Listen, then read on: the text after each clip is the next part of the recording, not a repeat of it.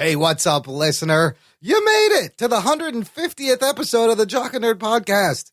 Actually, we made it to the 150th episode of the Jock and Nerd Podcast. Still very surprising to me. In this episode, it's going to be business as usual. We got a bunch of geek news, a couple of video essays to turn you on to, plus listener email, and lots of fun audio from you, our awesome listeners, celebrating 150 with us. All in this edition of the Jock and Nerd Weekly for Saturday, January 28th, 2017. It's a celebration, bitches.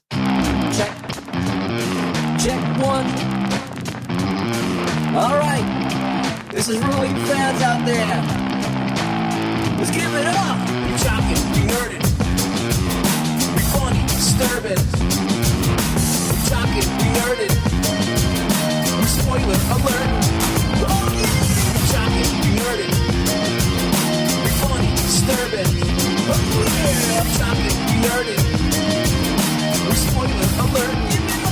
Hey, listener, what's up? Welcome to the Jock and Nerd Podcast. Jock and Nerd. My name is Imran. My name's Anthony. He's the Jock. He's the Nerd. Welcome to our 150th episode. Oh, shit. And of course, we got to have with us everyone's favorite felty American.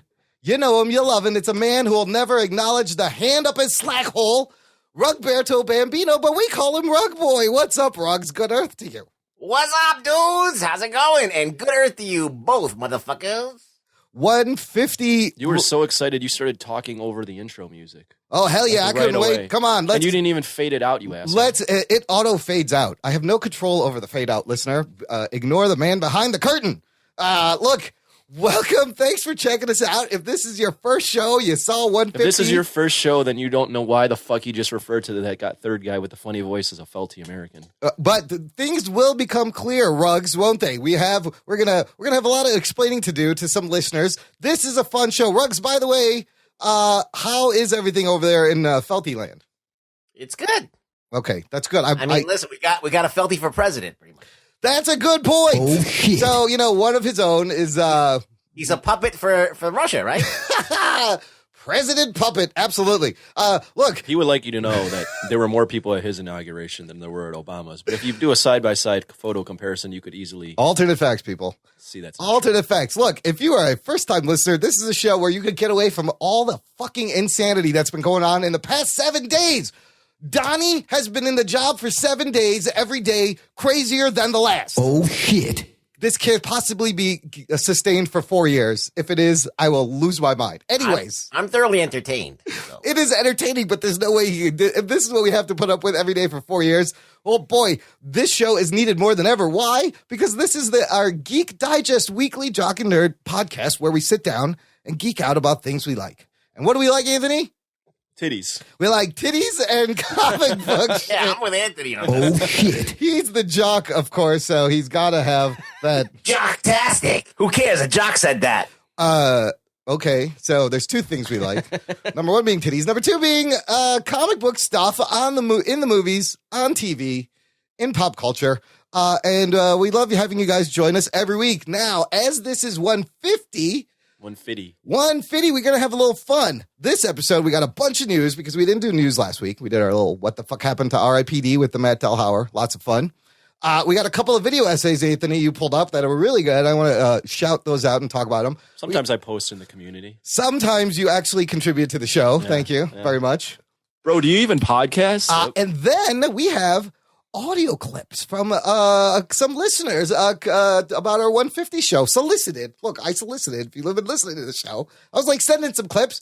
We got like 7 clips to play in this episode. I can't wait to casturbate all over. This is going to be a very casturbatory episode, listener. Look, because 150, it's a big number for some, not for others. It's all relative, but you got to celebrate certain milestones, and we kind of set a tradition with the rounded every 50 episodes a little bit, I feel.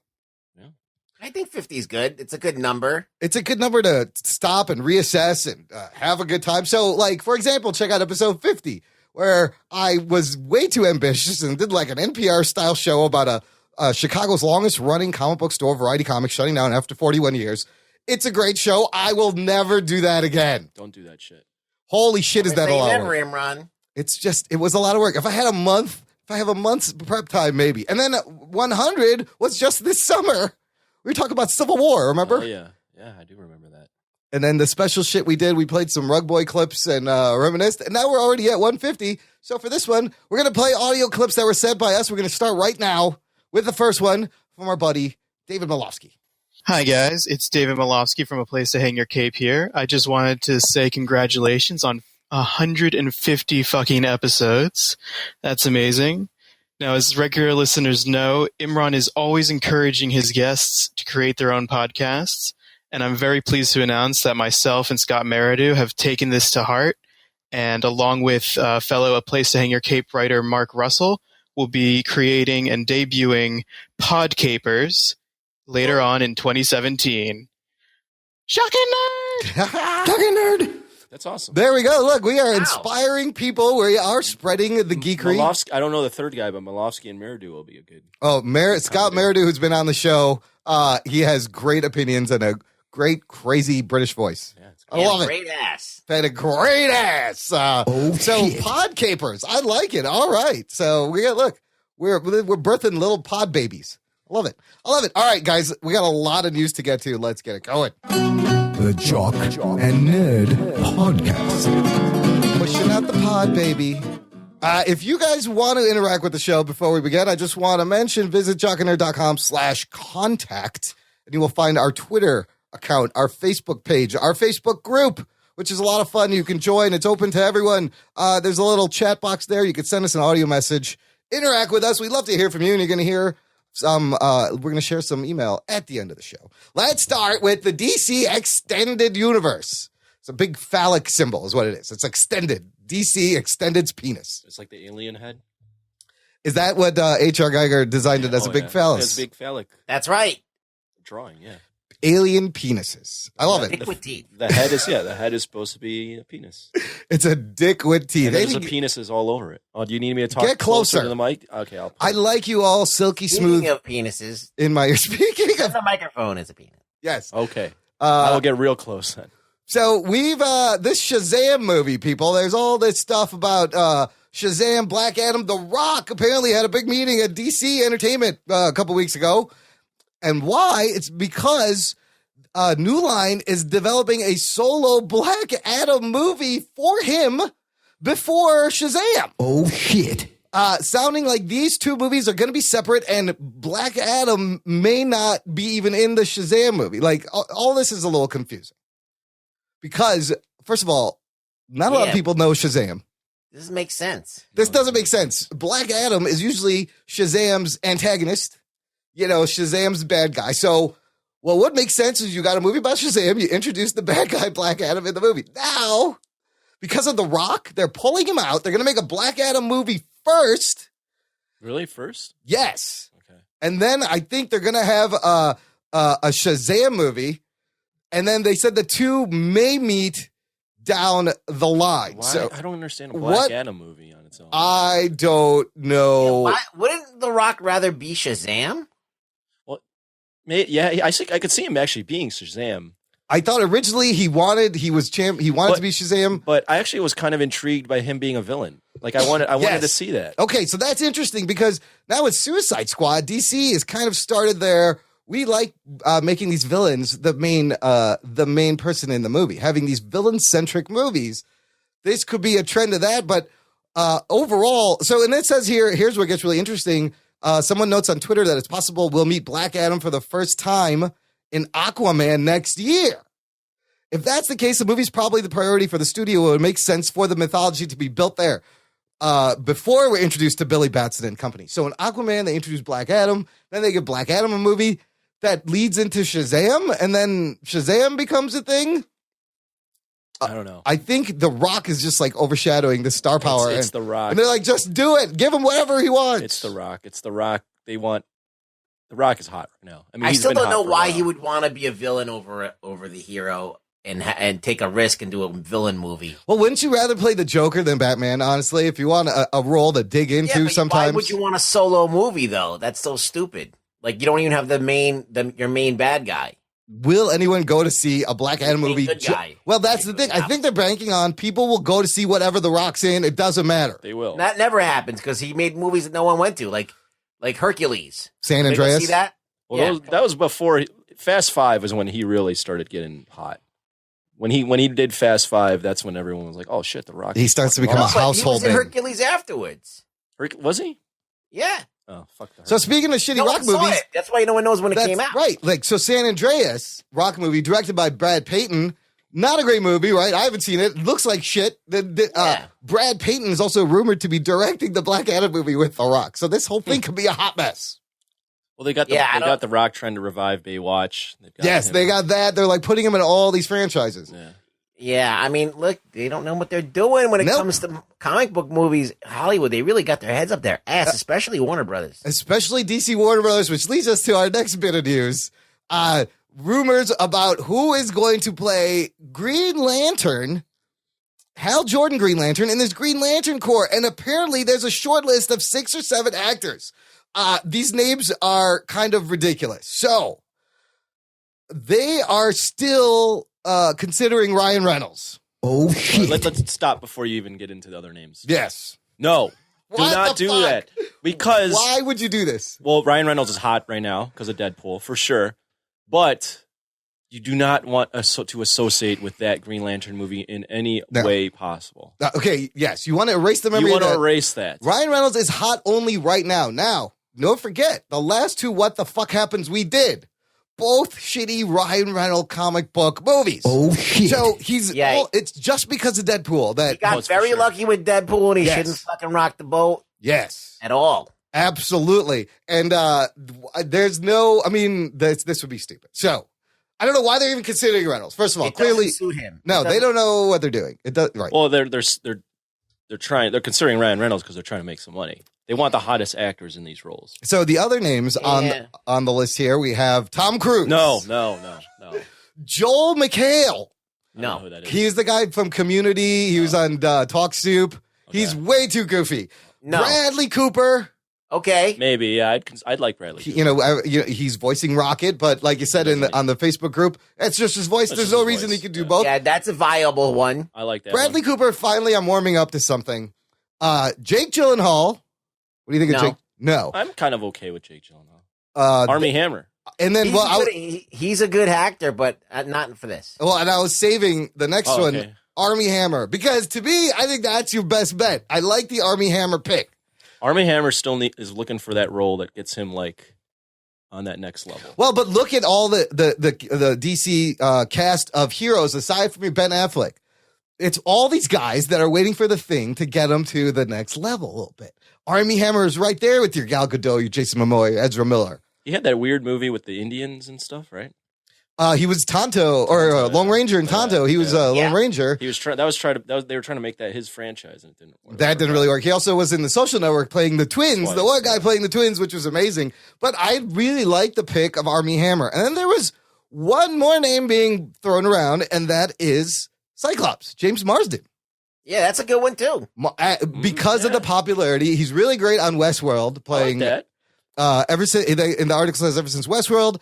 Marsden has been pretty hot around here. They've discussed him for Hal as well. So Marsden and Army Hammer, I think, will be 2 great picks for the But Hal. I think if they go with Cooper, that's probably the best pick for opening a film anyway. He would be your biggest money Draw, getter, you think? Because he's not Tom Cruise, Right. No, don't do Tom. and Tom Cruise just doesn't fit superhero. If he would have gotten in early, like when he was like maybe 10 years younger, Yeah.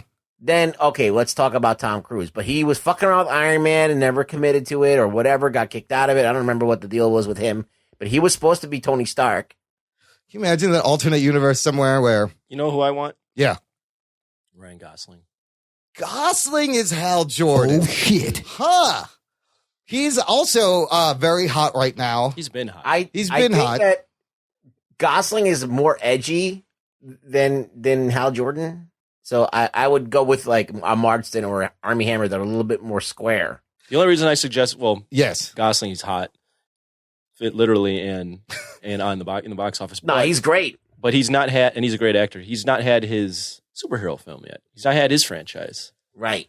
It's a good Maybe point. he doesn't want to do that, but if he did, maybe. I mean, Army Hammer to me looks like what Hal Jordan kind of like with the just the body type. He's going to be in the next Blade Runner. So there you go. Oh, that's right. Gosling is in that 2049. So yeah, they're and I still think Sterling K. Brown for Jon Stewart. I don't know who that is. That dude from People versus OJ. Oh, we talked about And This Is Us. Okay, moving on to a little movie called The Suicide Squad. This came out, this report. Great headline. Ayers would make the Joker the main Suicide Squad villain if he could do it again. No shit, Sherlock. Oh, We knew that no. when we reviewed it. Yes, now the truth is coming out. The whole time he's trying to toe the line and be like, this is my movie, this is my cut. So, in a very candid response on Twitter, Ayers says this: wish I had a time machine. I'd make Joker the main villain and engineer a more grounded story. I have to take the good and the bad and learn from it. I love movie making and I love DC. I'm a high school dropout and used to paint houses for a living. I'm lucky to have a lot. Yeah, I'm lucky to have the job I have. I have to give the character the stories and plots they deserve next time. Real talk. And no, there isn't a secret edit of the film with a bunch of Joker scenes hidden in a salt mine somewhere. Yeah, this is something we all kind of felt, and I'm glad that he's like, you know what? Look, I regret this. Like, that's pretty ballsy of him to come out and say this. Yeah. It's not surprising. I mean, I feel like these last two DC films, everyone that's made both Batman v Superman and Suicide Squad. What's the name of the movie? Suicide Squad has like been backpedaling ever since either of these movies came out. Yeah, I mean, the problem with Suicide Squad is not only is the Joker, not in the movie a lot, but it's not a good version of the Joker. No. I mean, I like Jared Leto, but what they gave him to do and what they made him do with the tattoos and this stuff is all unnecessary shit. So, It is not an iconic version of the Joker. I'll tell you where those tattoos did pay off. Where? In the Oscar nominations, guys. The Oscar nominations came out. Out of the 6 main, superhero movies we reviewed in our show, Best Superhero Movies 2016, 2 have been nominated for Oscars. Oh shit, Geek Boner.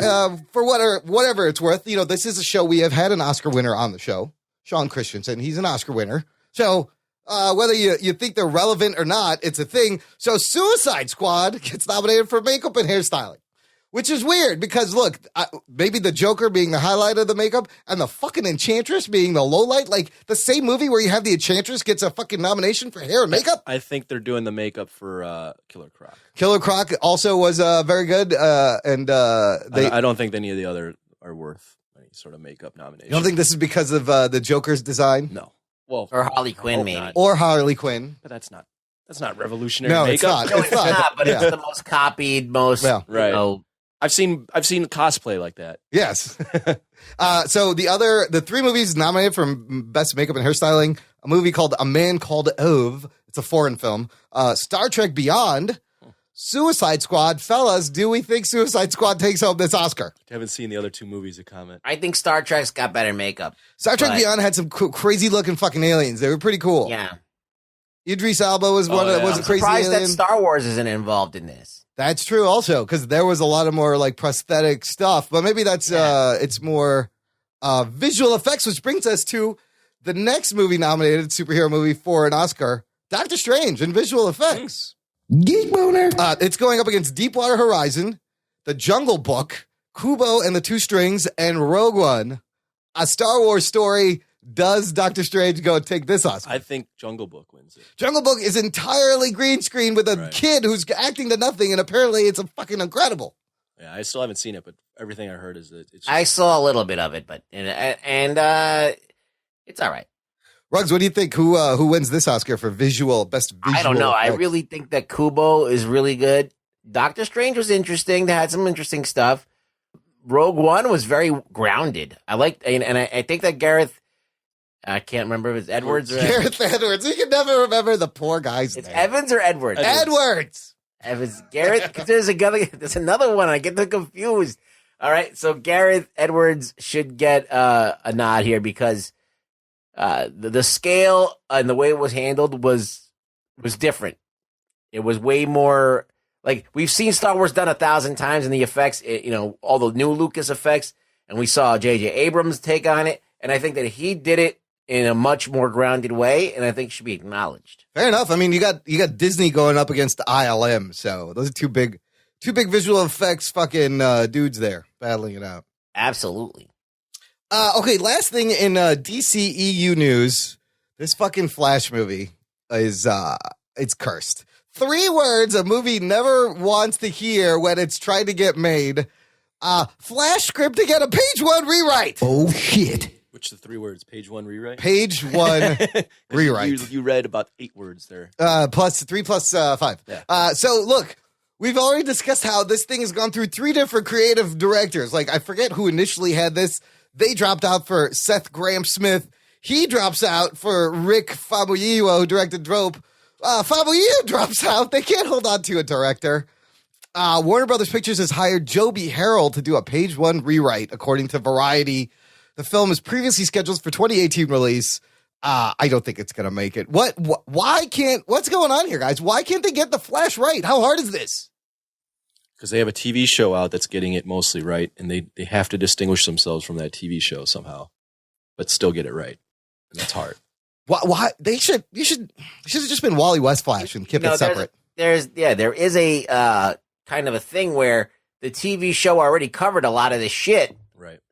and they already kind of stepped on all over this shit. So like, it does kind of make them a little impotent. It's like, yeah, they took away their teeth. They just took away their fucking whole mojo. How are you there. going to make it? How are you going to make a script with Barry Allen that you don't retread the TV show but still get it right? Because the comparisons are going to be made constantly, right. the whole time. If this movie fails, which it probably will, everyone's going to be like, well, why don't you have Grant Gustin on here? Like, what like, they have something that they can compare to that's happening right now. Well, it all depends on the tone, all right? So you have the first Batman movie that deals with Batman and the Joker being like, the duality of them fighting each other. And then there's no other Batman versus the Joker movie up until The Dark Knight. And they did such a tonal shift and they did such a different take on it that was completely different. They didn't do anything with the chemicals and the sprays and that type of shit. They completely different kind of Joker. Yeah. And they were able to pull it off. So even though if you saw the Batman movie and you saw the Dark Knight, you still had two completely different movies. And those characters were like, even though they were parallel, they were very different. The essence of the character was there. But yeah, you're right.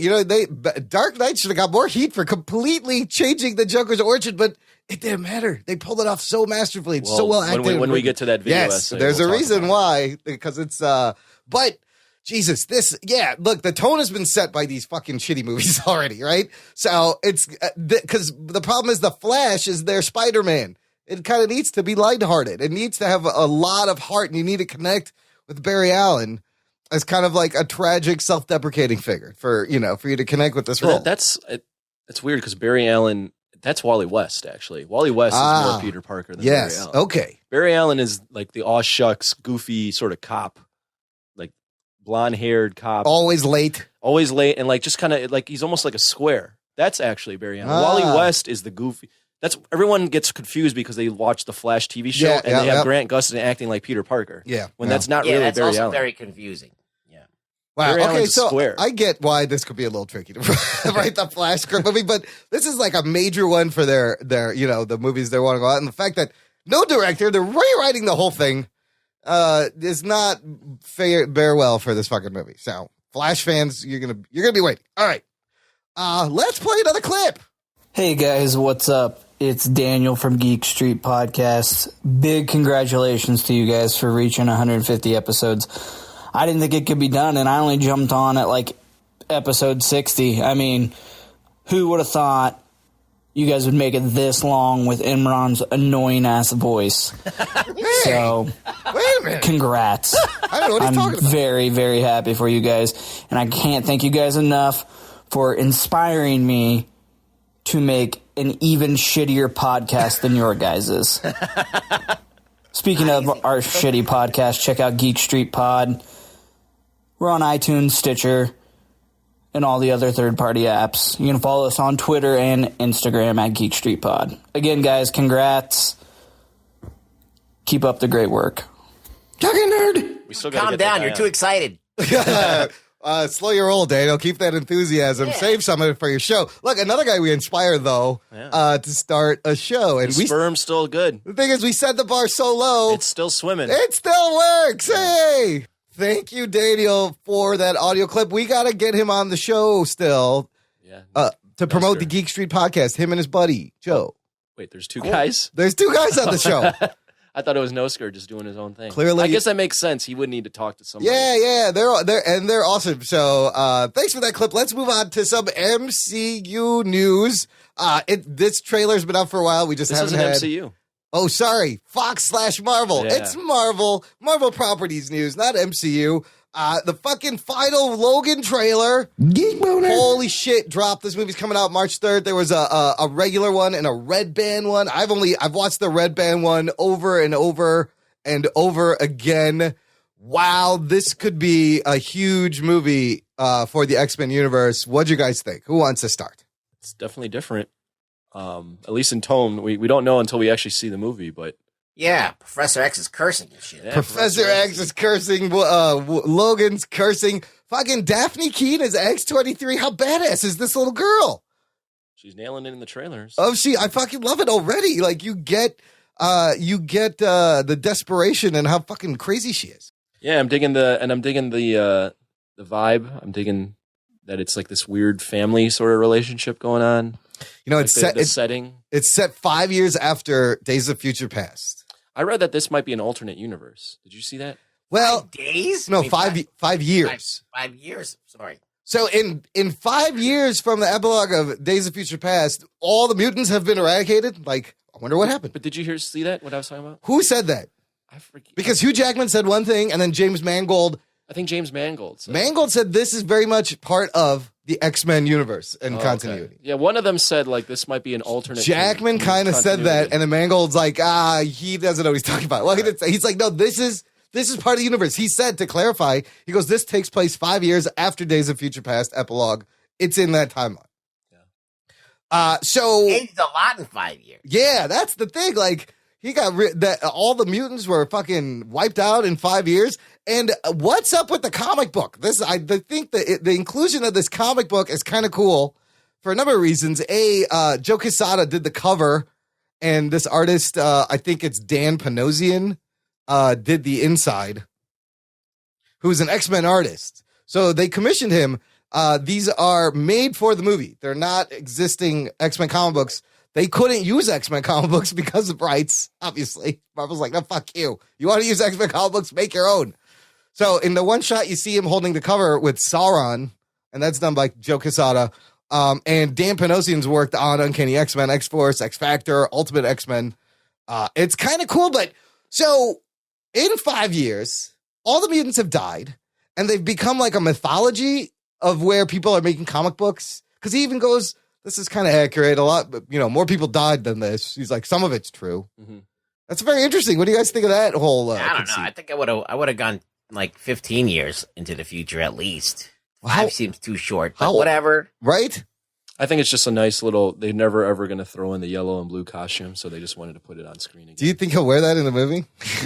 It's drawn in the book. The way this movie's tone looks, I don't see how he could wear that yellow and blue costume. No, it wouldn't fit. It's very brown and deserty, and then you got to throw that bright ass costume on him. No, it's not going to happen. By the way, that guy that gets his head cut off. The Reaver, is that what's in that bag? That's Krzysztof Soshinski, former UFC fighter. Oh, really? Yeah. Dude, like when she like throws her backpack off her shoulder, she's so badass. Like it's amazingly confident. It's so violent. So this is Laura Kinney. This is X-23. I mean, we were always like, is there going to be somebody else? Clearly, she's got the 2 claws. He goes, holy fuck.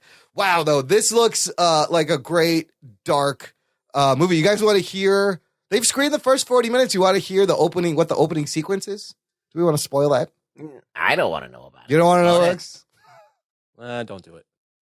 I'll put the link in the show notes, listener. Yeah, put the link in. I don't want to spoil it. You can read the opening sequence. It's it sets the tone. It's pretty badass. Of course, you can find everything we talk about in the show notes, jockandnerd.com/150. There's parts of this trailer that are like the parts where Professor X is like freaking out and stopping time. And I think some of these scenes where he's running through the woods is berserker mode. Could that possibly be where Wolverine dies also? That little shot of him holding hands, bloody hands. This is the last movie he said he's going to be in. I can't wait, dude. This fucking thing looks so badass. It looks so cool. The shot at the end with her wearing the funny sunglasses, but then blood on her hands in the car is really good. It's fantastic. Yeah. There's a lot of cool imagery there.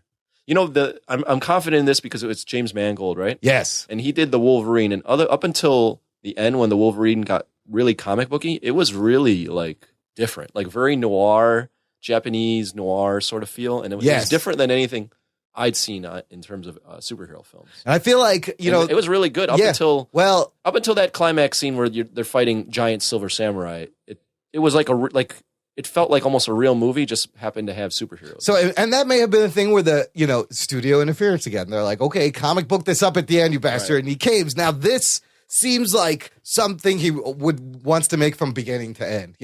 It sounds like Jackman took a pay cut to reduce the budget for this movie so they could get the R rating, so they could tell the story they want. I get more and more excited as the day gets closer. March 3rd, fucking Logan is going to be badass. This could be huge. Like Deadpool was huge in the sense that it was R-rated comedy. This could be like Blade huge. Bring us back to that R-rated adult superhero flavor. I mean, they gotta go big because this is the last one. So I'm hoping that it's good. That's the other thing. Yeah, I don't think they're actually going big in terms of scale. Not I in think scale. The story is very small. They're going big in terms of character. Well, I mean, they're not leaving anything on the table. They're doing it all. Right. I think they're gonna try and go as far as they can with the characters they could possibly go. And we'll see how loosely adapted the old man Logan Wolverine story it is, because in that isn't like Hawkeye in that, there's a bunch of Marvel. Yeah, I mean, old man Logan is like basically like a romp through a wasteland of dead superheroes and shit like that. Yeah, so this is it's gonna be him. It's gonna be him dealing with his legacy as an X-Men, mentoring this girl, trying to save Charles. I think it's just gonna be about the girl. Mostly about the girl. I just think it's about like I think the way that they see it is that they need to pass the baton. Yeah. So they're using X-23 to pass the baton, and this is how they do it. It's also kind of a full circle kind of story. So in the first X-Men, Wolverine's this like lone wolf, kind of this wild animal, and Professor X brings him in. Yep. And now Wolverine is basically in that role now of being the older guy that's trying to bring in another wild animal sort of person. And that's always great to watch because teaching them family. In the comic book, he's always Rogue's mentor or Kitty Pryde's mentor. He's always had this relationship, and those are some of the greatest stories Wolverine has. Is when he's like mentoring a young mutant. You know girl. why it's great? Why? His character fucking grows. Character development, people. 2 words that a certain studio needs to look up and put really big in their offices. And we'll get to that. Character development. So, yeah, full circle. Hopefully they got the balls to kill Wolverine and leave her as the next Wolverine. And then, you want to bring him back, you jump ahead. She's grown up. She's a badass Wolverine. Yeah, you make her badass Wolverine in the yellow and blue or whatever costume you want, and she's the Wolverine. It does surprise me that we made it to 150 with your annoying ass voice. I don't know what you guys are talking about. Oh, shit. I think my voice is equally or more annoying than Geekerific. I don't know. It's debatable. I wonder why you picked I guess you're on more than I am. I'm the only asshole that's been on 150 goddamn episodes of the show. This is true. Every time, over and over again. Vocal and fry, I think anyone? Every episode you have double the amount of words anyone else has on the show. Absolutely. I got to keep the proportion and the balance. It's all about trucks and balances, people. So you're just saying words. Exactly. I just up my ratio. It's like instead of a... Fuck off, Imran. What's the next topic? Instead of a pedometer, I have a wordometer that I got to hit 1 million words a day. Oh, my God. Or remember, my voice goes away. I choke up. I can't talk. That's true. I got to keep lubed up. Okay. So Black Panther? Yeah, well, let's get to some MCU news. Avengers Infinity War and Black Panther have both started production. Sweet. Very exciting. They both apparently they've started filming in Atlanta. Nice. Production designer Charles Wood talked with comicbook.com about his work on Doctor Strange, his 4th film with Marvel Studios, and working on the sets for Avengers Infinity War. So he said what had him excited about tackling Avengers Infinity War is, he says, anytime you turn the page on that script, You're kind of staggered, blown away, terrified by what's in front of you, Wood said of Infinity War. That terror comes from what he and the team have to make real, the environments for these characters to explore and live within.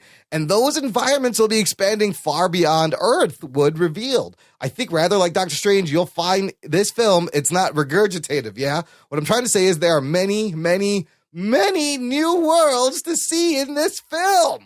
Cool. Geek boner. That's awesome. You got Thanos, you got cosmic threats, you got 60, 70 superheroes. I don't know. It's very exciting that they're saying many, many worlds. It's the movies. That's what it should be. The movies, I mean, they pull that off.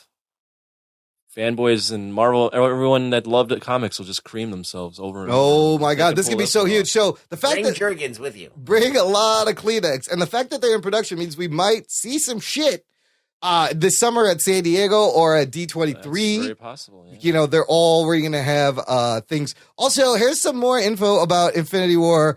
Couple of rumors reported to a Screen Crush. Director Joe Russo explained last year he wanted the first Infinity War movie to be very different and distinctive. Is that your news? Production starts soon. No, it's regarding some minor characters like Jane Foster and Pepper Potts. Okay. There is some news regarding these two big screen actresses. Both Iron Man's Pepper Potts and Thor's Jane Foster are said to be making a return, regardless of Gwyneth Paltrow and Jackie's Natalie Portman's already fulfilled contracts. According to the rumors, the return's cameos is intended to be a gesture of goodwill.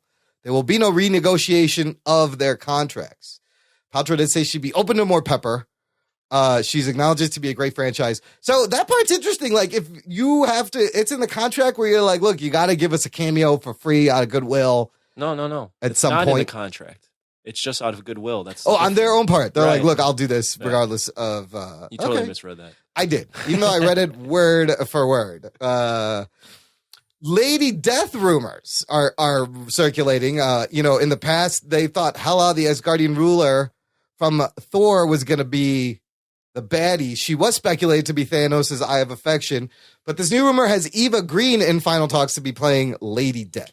That's the perfect casting right there. Who is Eva Green? Look her up. She was a Bond girl. Oh, She is the lead in Penny Dreadful, which is a show I really like, but they canceled. Yes. And she always shows her boobs in every movie. Oh, good. That does works. like Geek boner. Sure.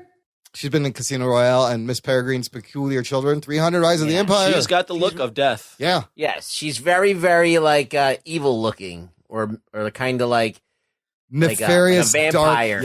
Yeah. No, I like that. Eva Green for Lady Death. I like that. I'm very curious though to see how they portray a lady death, the personification of death. I mean, that's going to be yes. really. That could be real cheesy, real quick. Like, is it a hallucination to Right. him? Is she an actual? Was she something in his life? Was she actually a person, or is he, like you said, hallucinating? Or is he this? just fascinated with death? Or is death actually like A character? personified? Yes. Yeah, I don't understand the whole concept of something like death, which is like something that's intangible, being a woman. Right.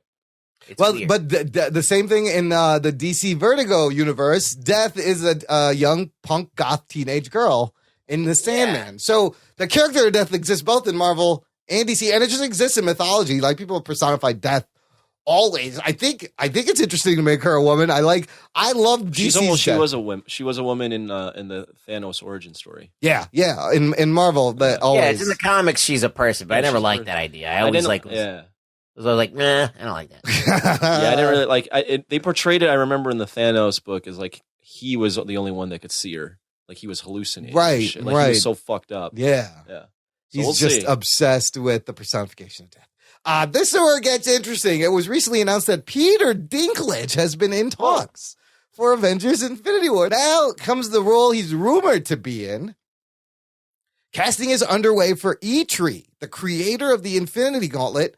Peter Dinklage is in negotiations for this role. So it would make sense that Dinklage, who played Simon Trask Wasted him as Simon Trask. in X-Men Days of Future Past, the inventor of the Sentinels, he was a little bit wasted. There was no point to have Peter. Dinklage. No, he was but that was a great casting in the sense that, like, they hired him for his talent and not He like should his use stature. computer graphics to make him tall. Oh my God. Imagine they just recreated him and made him like a normal sized dude. Hey, Peter, you ever wonder what you'd look like if you were normal size? There you go, right here. I think the little people community would be a little upset. Is that offensive? Shit. No, it's not. It's the same way. Look, I have It's a character. You're playing a character. What the fuck is Well, different? you just said, Imran, it's great that they hired him not because of his height, but Yes. because of just like his acting talents. And now you're agreeing with Red Boy. They take them and stretch them out in post. Holy shit. Look, I have vitiligo. I'm completely white. I would be okay if they're like, look, we're going to CGI you all brown like you're supposed to look in post. Would not be offended at all. What about a white guy But- going blackface? That Soul Man? Soul Man. You ever seen Soul Man? Horrible movie. So Dinklage as the creator of the Infinity Gauntlet's pretty cool. So they're also looking to cast Corvus Glaive. Remember like him? that, yeah. His right-hand man, and a bunch of followers of Thanos, including Black Dwarf, Supergiant. There's Ebony Maw, Proxima. It was All of like them. his little cabal. I think they're Black getting all of Swan. them. You need all of them because if you're going to have that many characters, you can't just retread the old Marvel Avengers way of creating a bunch of nameless, faceless drones or aliens. You need more than just Thanos for them to fight. You need actual physical entities for them to fight that have character or personality. And all those his loyal followers are very interesting. You know, it turns into like a Game of Thrones thing. At the very least, they're all going to look different, and you can distinguish who they're fighting. Right. Rather than it just be Ultron bots or Chitauri aliens. Yeah. I mean, we had Those get Ronan. That gets old. Ronan died, right? They killed him. Ronan's dead. They should. Why did they do that?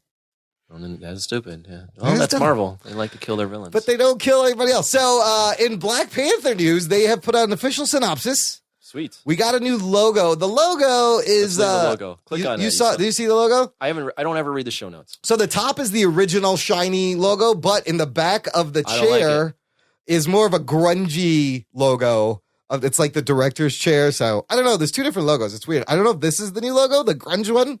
I don't like it. I like the original I like the black original one better. That one's more.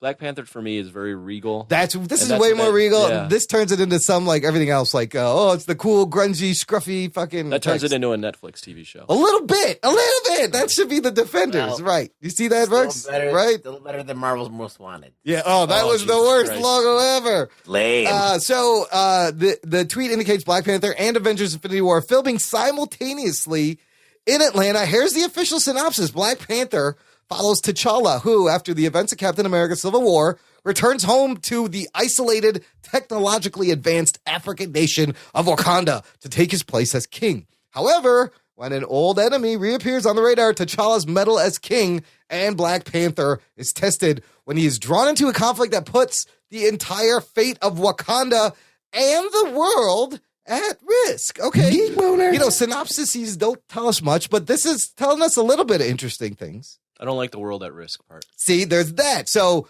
not only is Wakanda at risk, which that makes sense. Why does everything have to be a world-ending fucking risk as well? Right. It should just be Wakanda. Ruggs, what do you think about that part? Shitty writing. Okay. Also, we got a mention of his enemy, an old enemy, which is Killmonger, I guess is going to be. But again, this cast. Fucking what a crazy cast this is. This is good. Winston Duke, Angela Bassett, Lupita Nyong'o, Chadwick Boseman, Martin Freeman confirmed. Of course, he's playing a character, Everett Ross, who's tied to Black Panther in the comic books. Andy Serkis back as Ulysses Claw from Civil War. Sterling K. Brown, that's the guy who wants to play Jon Stewart. Your boy. Yes. Florence Kasumba, Forrest Whitaker, Denai Guerrero, Michael B. Jordan, Daniel Kaluuya, Letitia Wright, John Caney. What an awesome cast. Like this cast and Barack Obama. And now Barack Obama, Oh, shit. because they might as well, he's got nothing else to do. They might as well put him in this as like the elder Just have him in statesman. there, like reading a newspaper. Oh my God, he should play the ambassador to Wakanda. That'd be great. Yeah. Get him in there. All black people. Except for two. Except for two. So That's not. good. That makes sense. I mean, this That's cast, a good ratio. the Thor cast also is an amazing, but this I can't wait for this movie. the way, I mean, But this movie doesn't have enough Asians in it. No, it should. I think Asians should be angry. Boycott Black Panther. Oh, shit. Oh, Anthony, you start the charge. Get your social justice warriors and start a hashtag, you motherfucker. I don't know. You don't care? No, You I don't care. give a Okay. fuck. You have to give Marvel credit. They're casting very well. No, this is a good step. Marvel has never missed with their cast. Spot on all the time. Like, that's one thing you can be assured of. They get good casting. Yeah, they don't always utilize the people they have in the roles the right way, but they have good casting. Whereas DC has good casting. DC has great casting all the way to really questionable. What the fuck you doing casting? It's not as consistent. Sometimes, yeah, right. There is some. There are problems in the writing room and the directorial. Right. But Marvel's casting, man, they'll pick crazy picks, but it's always going to work somehow. Their formula is they want you to care about their characters, so there's that word, character. So they cast the best they can get in these roles. Absolutely. Their plots might not be the most elaborate, but you're going to give a fuck about their characters. It may be a little formulaic, but yes. And we will get into that when we get to those video essays. But yeah, there's that word again, character development. Moving on to some Spider-Man news. Wahoo! We have, of course, July, Spider-Man Homecoming's coming out. Sony was also contracted to do an animated Spider-Man movie in 2018. And now the animated Spider-Man movie has its star. It's not Peter Parker. Miles Morales, the Ultimate Spider-Man, has been confirmed as the protagonist of this movie, being brought to you by Phil Lord and Chris Miller. Geek Boner. That's pretty cool. Now, will Donald Glover be voicing Miles Morales? No, why would you do that? Because he did it voicing the voice in an animated. Why not? Donald Glover's like 30 years old. Yeah, but it's a voice you can age down. He did Miles on the Ultimate Spider-Man cartoon. Get someone younger. You think they need a guy who sounds like a teenager? I know Donald Glover has this like obsession with Spider-Man, but we need to stop. I mean, Donald Glover's already in the fucking movie. You don't need to cast him. He's in the movie. A 35-year-old dude as a Calrissian. 15-year-old kid. Yes. No, stop. What do you think about this, Ruggs? Are you excited to see a Miles Morales full feature, animated full-length feature? Sure. It's going to be cool. I like Miles Morales. And I think from Phil Lord, Chris Miller, they have a lot of fun properties. I like Miles Morales because he's Miles Morales. He's not Peter Parker, and they just switched him, whatever. He's a different character. You can do whatever you want with it. He has his own, he has his own way of doing things. He has his own approach. He has different powers a little bit than Spider-Man. And he's got his own problems. So it's interesting to me to see a take on a character that's completely different, that is actually a different character that's under the Spider-Man umbrella. That's cool. I just don't like when they do 1,000 characters that are Spider-Man. That dilutes the brand. But I think there's room for a couple, and I'm glad that this one is the one that's getting the movie. We've always talked about like them switching, making Iron Man a girl, and like how to bring more inclusion. And this is one of the examples of how to do it the right way. Like you want, why Spider-Man have to be white? Well, come up with a black Spider-Man. Or come up with a half black, half Latino Spider-Man. This is what they did. This is the way to do it, not to just constantly replace the character. Yeah, I mean, like, there's room for, like, that's the thing is, like, Batman has a cast of Batman family, and you can diversify through that. And Spider-Man, with Dan Slott writing it, there's a fucking 1,000 Spider-Man. But, yeah. I mean, if you could just keep it pared down to maybe like a handful and kind of manage that little group, I think that there's room to develop these Spider-Man characters. I just think that what they're doing in Marvel with Dan Slott, it's diluting the brand. But if they just focus on the small, like 5 or 6 at the most, you can do it. I think that's a lot, even 5 or 6. Too many Spider-Man. Too many everything. There is too many everything. It's like, it's ridiculous. If there was like 5 rug boys, you want to kill yourself. That's a good point. When you put it in those terms, you're absolutely too many rug boys. No. Wowie zowie. Anthony, any comments on, you like the Miles Morales? I like Miles Morales. Give him his animated give him his debut. due, man, but not Donald Glover. Let's get a teenage kid. Let's just get a kid. Like, you can't tell in a voice, man. That's the thing. It's like you can get an older guy sound like kid. Yeah, I know, but still. This movie's coming out December 2018, so long ways away. Finally, I found this really interesting article regarding what Marvel Studios and DC Studios kind of pay creators of these characters and the difference. So MCU has obviously relied heavily on characters created by writer and artist Jim Starlin. Starlin created Thanos, Drax, Gamora, all Marvel canon on the screen now who are in Guardians of the Galaxy. But the amount of money apparently he's received for these characters' on-screen appearances pales in comparison to a minor DC character that appeared in Batman vs. Superman. Here's what Jim Starlin wrote on his Facebook. Just received a very big check from DC Entertainment for my participation in Batman v Superman Dawn of Justice, parentheses, Anatoly Knyazev, the KG Beast. Much bigger than anything I've gotten for Thanos, Gamora, and Drax shown up in any of the various Marvel movies they appeared in combined. Guess I'll finally have to sit down and watch the movie. Oh, shit. The KG Beast, he got more money for the KG Beast than Marvel was willing to dish out for these properties. It's very, very interesting in terms of creator rights. I can tell you right now why. Because I think with Marvel, they've established themselves as they're going to make shitloads of movies. So over time, there's going to be like 3 or 4 Guardians of the Galaxy. Eventually, it'll add up. With DC, you don't really know if you're going to get your money's worth. They're like, you know what? We're just going to give you. We're going to give you all this right now because we may not have this money later. That's an interesting perspective. I mean, I'm completely just basing it on complete bullshit. That's awesome. I would say it's also. I mean, it's just the comic book industry and the movie industry now has always shit on the creators.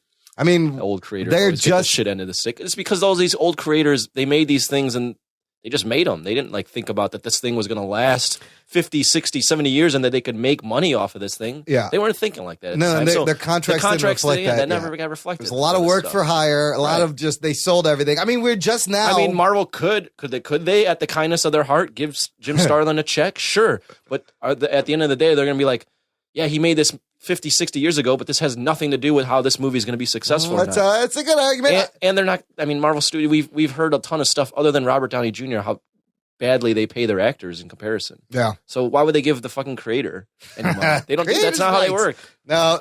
And like, you think about when Marvel Comics started, Stan Lee kind of pulled the same thing. Like he would run around, take credit for a lot of the plotting that the artists did, and he would just come in and fill in the word bubbles. Yeah. I mean, it goes back to when these characters were made, no one knew that this was going to be the thing it is. I mean, 70 plus years later, they're adding Bill Finger's credit to Batman along with Bob Kane, when turns out Bill Finger really did all the heavy lifting on all the concepts of Batman. Bill Finger, when he made Batman, was like, this is going to be an icon. I'm making an icon. Bill Finger was just happy to have a job. He was just fucking drawing, man.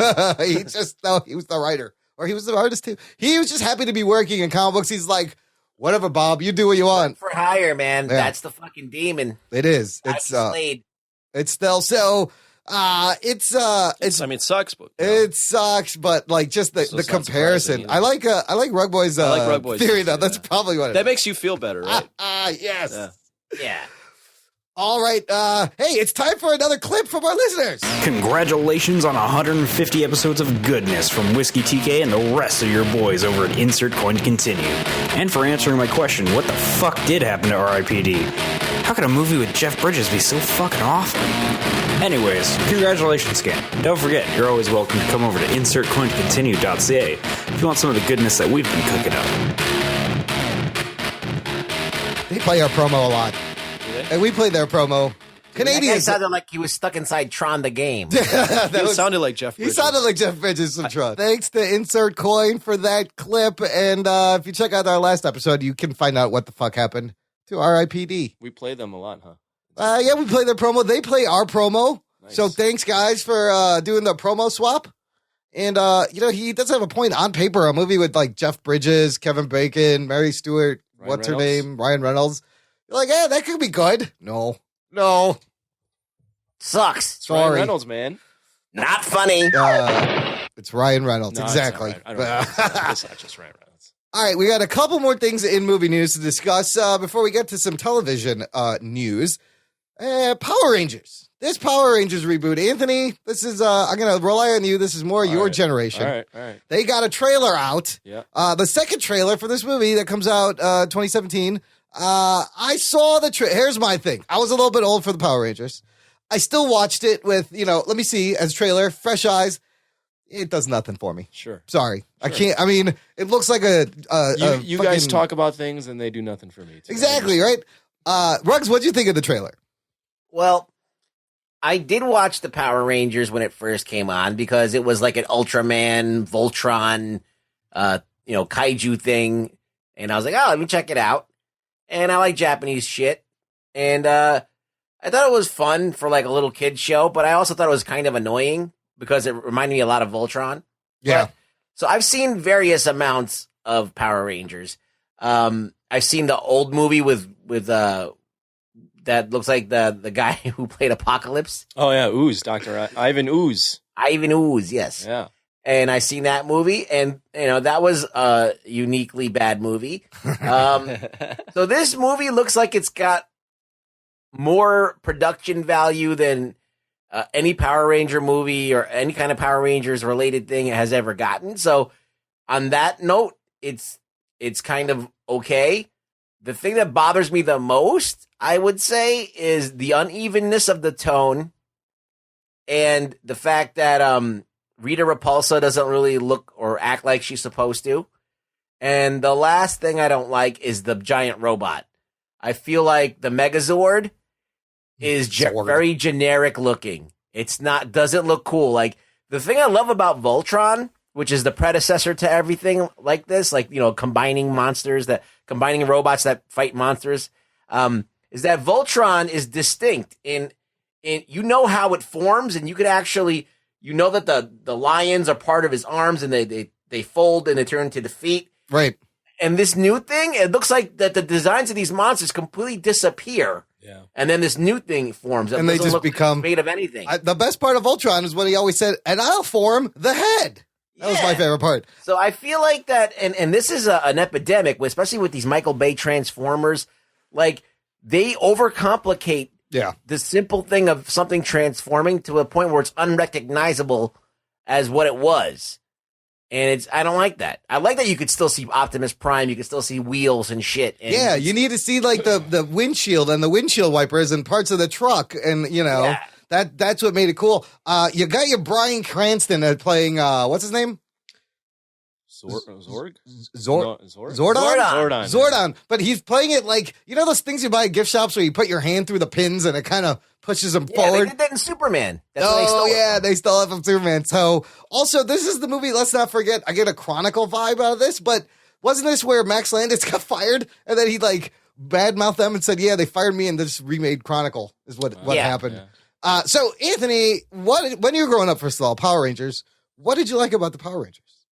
Why Power Rangers? Well, I was a fucking kid. That's what I mean. What was it at that age that appealed to you? There was the martial arts aspect. It was very colorful. Red Ranger, Green Ranger, Pink Ranger. Well, they were ethnically matched, weren't they? The Pink Ranger was hot, too. Pink Ranger was hot. She used to hook up with Tommy, who was the White Ranger, Green Ranger. And you knew your racist colors because of the show. Right. And the whole, like, I was a Godzilla fan, so... Kaiju battles? There's kaiju battles in there and all that stuff, so that's cool. What do I think about this? Yeah. I brought up an essay a long time ago about Marvel's color grading. Yeah. And this is weirdly color graded too, where even though they're all colorful, they're not that colorful. It's very monochromatic, very DCEU color palette. Yeah, very like Marvel. I mean, it's like these things should be much more colorful than they really are. People are afraid to have these things pop a little bit. Right. There's not a lot of pop, especially with colored Rangers, which is weird. If this is as good as Transformers, the first one, it'll be a success. That's the bar, is the first Transformers. What have you noticed that they've changed here compared to the show? Well, you're not everything. Yeah, everything. I mean, the human characters weren't strong. Like they weren't like super strong when they were human. The suit made them strong. The suit, once they got in the suit, they could still fight. They could still do martial arts without the suits on, but they weren't like they showed a shot of the kid breaking like. So now they have powers. Right. Yeah. That's weird. They found like these entities that were like entities that represented animals, and then they took them on. Avatars. Yeah. I mean, what's also different is the Pink Ranger's not hooking up with Tommy. Pink Ranger's hooking up with someone else. I think she's hooking up with the Red Ranger. All I know is the Asian Ranger still a yellow one? I don't think so. I think he's the Blue Ranger. They switched the race and the ethnicity. They also made the Asian Ranger not a woman. But the Pink Ranger's still a girl. She's still a girl. But the Black Ranger's not the black guy? I don't think so. Okay, that's good. There's some progress there, people. You're right, the Rugs. I didn't notice that until now, but when they combined to form their I forgot what they call that. Megazord.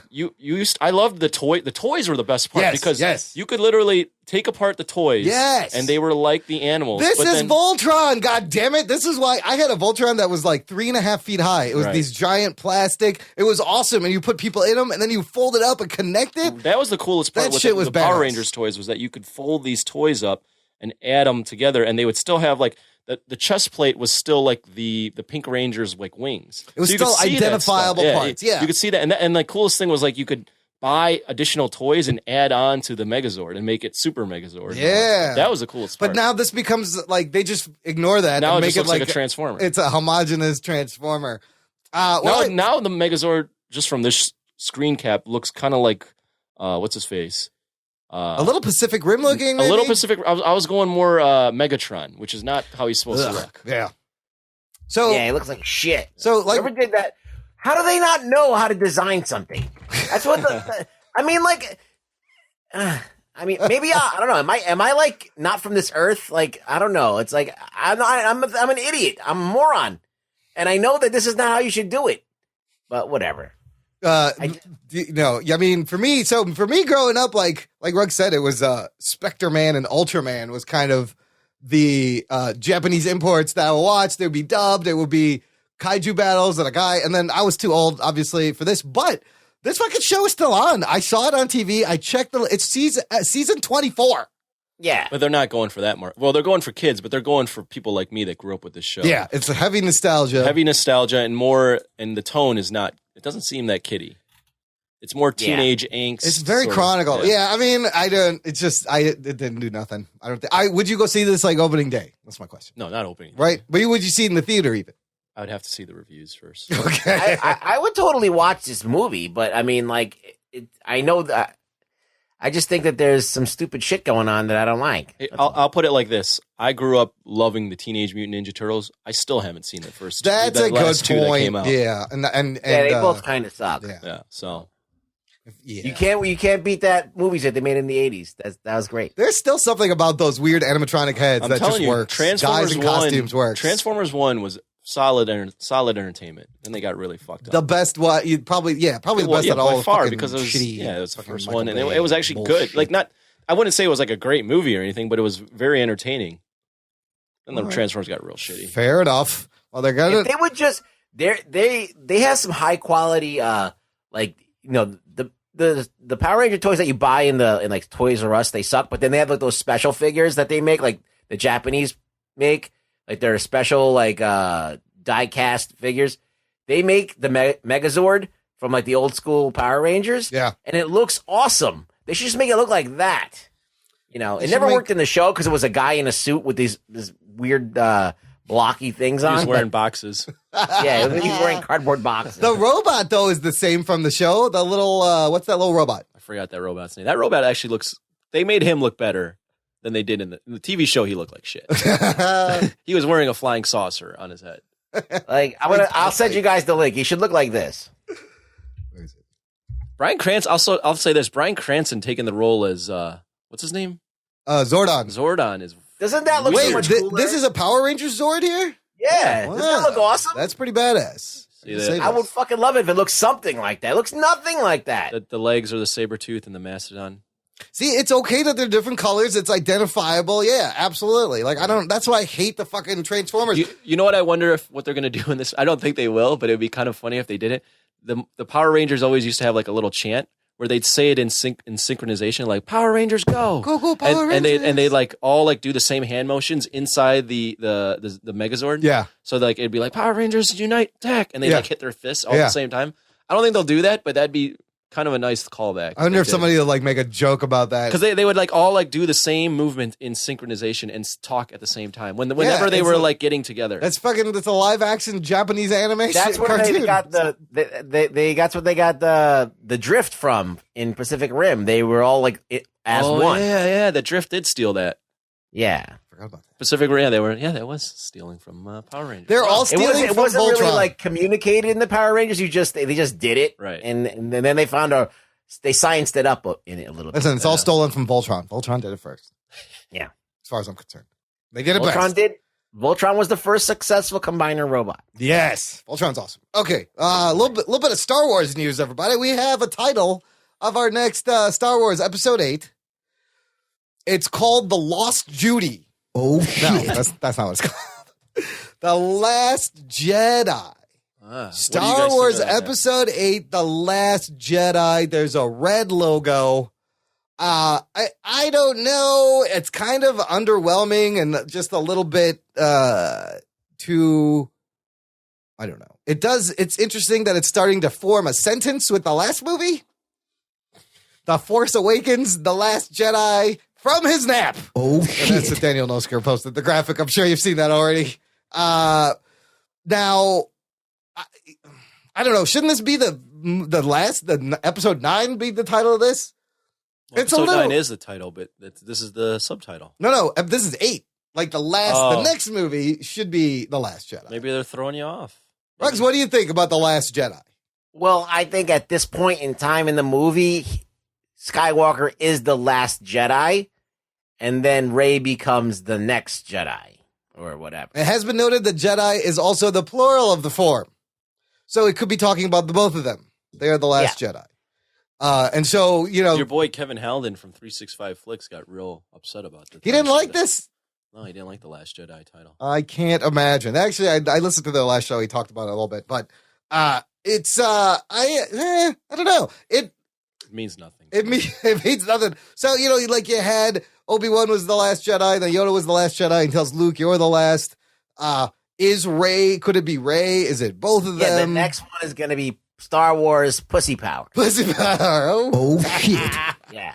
So the red is also interesting in the sense that the other red logos were Revenge of the Sith, Episode 3, Return of the Jedi, Episode 6, and now this one. I don't know if there's any kind of link to the connotation I got from it being the Last Jedi and the red font is that somebody's gonna die. Shit's gonna be really bad. That's kind of what I felt. Right. The red logo always means fucked up things are gonna happen. Yeah, something that's gonna be real fucked up. It might end with like something bad happen, some bad cliffhanger or something. So like that. Revenge of the Sith ends with Vader becoming Vader. We see it. He gets burned.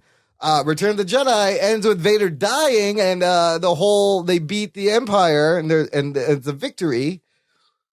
I don't know. I don't know what this means, but there's your title, The Lost Judy. Maybe Luke dies. But I think Chewbacca dies. But then every movie, it's like they're just killing off one person from the old cast, like first Han Solo, and then Leia's got to die. Then, and then what do you do with Leia? Like she's already done her part. Maybe now you have to kill. I don't know. They've got. I think then the next movie will be From His Nap. Last bit of movie news, you guys. Remember the Terminator? Yeah, great. Yeah. He might be back after what was the last movie we reviewed? Terminator Genesis. Yeah. It seemed like we thought that was going to kill the franchise. I mean, I think a lot of people will agree. That Terminator movie was a franchise-killing Terminator movie.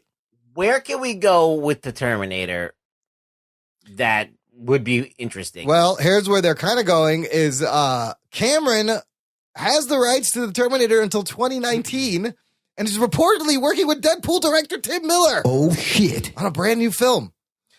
This would be a reboot and conclusion of one of cinema's greatest science fiction tales. So, instead of keep stringing people on and resetting the timeline, I would love to see Cameron and Tim Miller just give us one last badass Terminator movie where he doesn't make it out. It isn't reset. And then maybe it just ends, it's fucking Judgment Day and everybody dies. Even though we almost kind of saw that. Yeah. The Terminator film I wanted to see, which I thought was going to be Salvation, is the film that shows, what's his face? Who's the fucking savior? John Connor. Actually become John Connor. Right. Actually become Jesus, basically, and lead the humans against the Terminators. Yes. Against Skynet. That's the film I wanted to see in Salvation and didn't get. That didn't really happen, did it? No, it didn't happen. But that's the film I would want to see. I don't know if that'll ever happen. They never really showed what happened after Judgment Day and how they survived and what was the whole. There was a little bit of that in Salvation, but it wasn't very good. And then they threw that other character that was like a human, but it was really a cyborg, and that kind of fucked shit up. Yeah, that took away the focus from what I think I wanted to see, which is us seeing the humans How do they fucking survive? How do they get after this? How do they make it so that Skynet got so fucking desperate that they sent a Terminator back in time? Yeah, that's the film I want to see. That story really hasn't been told properly. But I don't know if there's that many people that want to see that. No, I don't know. I don't know if people really want to see Terminator anymore after Genesis. Maybe you do like a crazy multiple timeline thing. I think the best way to do it is they actually win the war against Skynet. Yeah. They destroy everything. Yeah. But right before the end, one Terminator gets sent back. Just a regular Terminator. And, like, nobody knows about it. Nobody knows what to do. And basically, only the viewer knows that if this thing doesn't get destroyed and, like, mangled into a million pieces, that it's going to start all over again. And that's it. It's just you have a whole new crop of people that have to deal with this. I mean, you can take a lot from the comic book series. There's some great stories they've done about other characters in this universe. You know what I think is? I think the Terminator franchise is actually dead.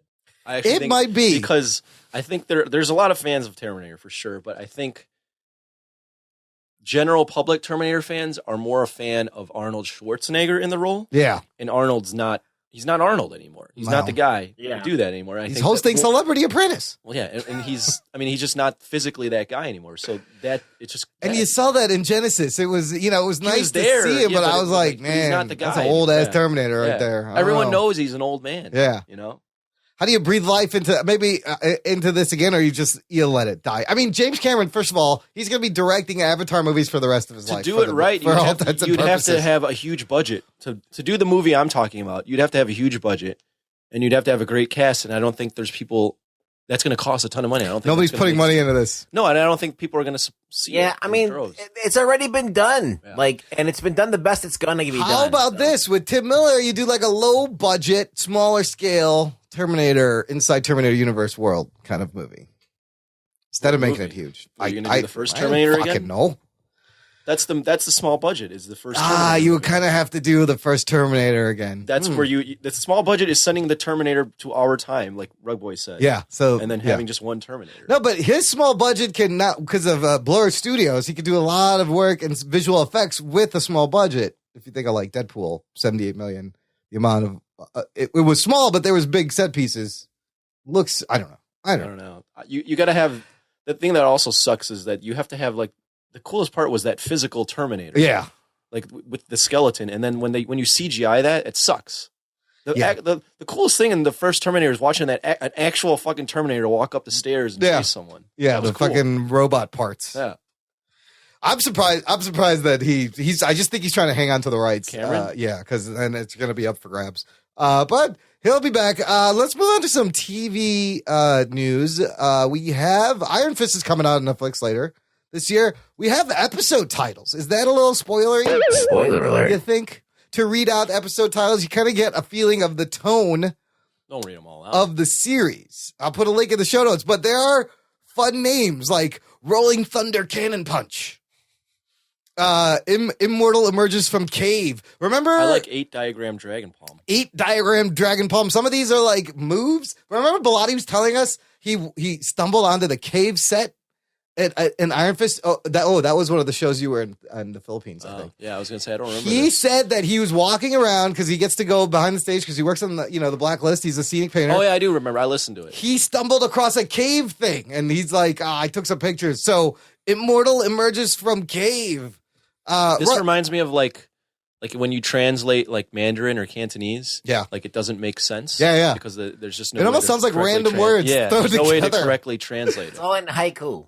Ruggs, what do you think? Do these titles tell you anything about a feeling of the show? They get me interested, but I don't normally read the episode titles. I just don't do that. Me That's neither. like something that I don't do. See, I kind of do that. You're big on the fucking I like to titles. keep in mind like how, if they're clever, if it's part of the story. Out of all the TV shows I've watched, I don't remember one episode. I don't like anything that gives me any inkling what's going to happen to the show. I don't read it. You're completely spoiler free. The last one's called Dragon Plays with Fire. Because like I always figure shows out already when I'm watching them like too fast and I ruin it for myself. So any other thing that I'm going to do that's going to fucking jeopardize that shit, I don't do it. I shut it down immediately. All right, well, I'll try not to spoil fucking things for you, Ruggs. Look, here, I found another story that got me a little more excited, much in the way I was excited for Luke Cage when I found out all the titles are going to be named after Gangstar songs, and it was going to have this great hip-hop soundtrack, which it does. Most of the directors were on the list of titles. They were not all revealed. Well, the 6th episode, which is titled Immortal Emerges from Cave, didn't have a director listed, but now, thanks to show star Finn Jones, we know that it's going to be the RZA. Oh shit. Geek boner. Fucking Wu-Tang. This is another thing that you get really excited about that I don't give a fuck about. Look, Yeah. but it does, it makes a difference sometimes. Like, this is, I know it makes a difference, but I'm watching the show Only as to a you. whole. I'm watching the show as a whole. So, like, individual episode Yeah. titles and directors, it doesn't fucking matter to me. It's as long as the story from beginning to end is cohesive, I don't care who the fuck's directing. yeah, but you Next. pick the wrong directors and everything fucking falls apart. Yes, I understand that it's important. I just don't care. All right. So this is how Like, you get real worked up about Kevin Smith directing Flash episodes, and I could give a fuck. I'm over that. He's been doing Supergirl, and now he's going to get to direct all those. So fucking one episode of all those shows. But really, those are weird because it's so vanilla the way that's directed. Like, Kevin Smith did the Supergirl that just came back this week. It was just like a Supergirl episode. Like, it really... I mean, it's like we get worked up about His these. daughter was in it. That's the only thing. Oh, that's right. We get worked up about these names directing episodes, but there's a lot of people that direct episodes that we never talk about that are fucking awesome. So what's the point? Fuck those people. I like it when hip-hop and comic books Oh my combine. So here's... RZA is a big... comic RZA book guy. and Finn Jones, this is what he said. He goes, so before I started the role, I actually made a playlist on my iPod of songs that Danny Rand would listen to. It's a lot of kind of 90s hip hop, like De La Soul, Jurassic 5, A Tribe Called Quest, Geek boner. Wu-Tang Clan. Like, that kind of music is really what Danny's jamming to. And we actually feature that in the series. And actually, one of our episodes was directed by the RZA himself. So I just love the ties that they're kind of continuing this from Luke Cage, hip hop and Marvel. I'll say this. I like that Finn Jones kind of gets that Danny Rand would listen to that stuff, because that's what I picture Danny Rand listening to. He would be as like well. this white entitled guy, The white guy who listened fucking to rocking fucking out the hip hop. 90s hip hop. Right? Is kind of funny. But RZA has been doing a lot of work. We mentioned, I don't know if you've ever seen Ghost Dog, The Way of the Samurai, this movie from 1999. It's a little independent film with Forrest Whitaker. That one's awesome. He's in that movie, and he's done a lot of scores. And now he's just, the RZA is going to be like this great fucking movie mogul dude eventually. He's directing, he's scoring music. I don't know. I don't want to go that far. Yeah, you're really like pumping him. Yeah, you're really pumping RZA, and he's been around for a long Wu-Tang, time. look, Wu-Tang ain't nothing to fuck with. That's all I'm saying. He's living off the Wu-Tang thing. There's He really is. Yeah. Everyone's nostalgia goes Yeah, Remember the 90s, your guys? nostalgia for him is pumping him up so much, like he's actually irrelevant right now. I just look. I love old school hip hop. Whatever. He's not. I will keep old school hip hop alive. I would bet you any amount of money he's not going to be this amazing mogul that is going to revive his career through film and TV. He may surprise you. Oh No, shit. because he's had chances since you brought up stuff since 1999 that no one talks about. That's true. That no one talks He's about. getting old too. No one's talking about these things you brought up. RZA, the What, Jizza. the man with the dragon with the iron fists. Yeah. Shit. Yeah, it was. Yeah. So Moving on. To I like shitting Yes, on your. moving entire on, please. Thank Moving you. on. So the FX's Legion is starting soon, which is the first X-Men TV show. Which is very not connected to the X-Men universe. We have some developments on the other X-Men TV show that is going to be connected to the Fox universe. It has gotten a series pilot for production.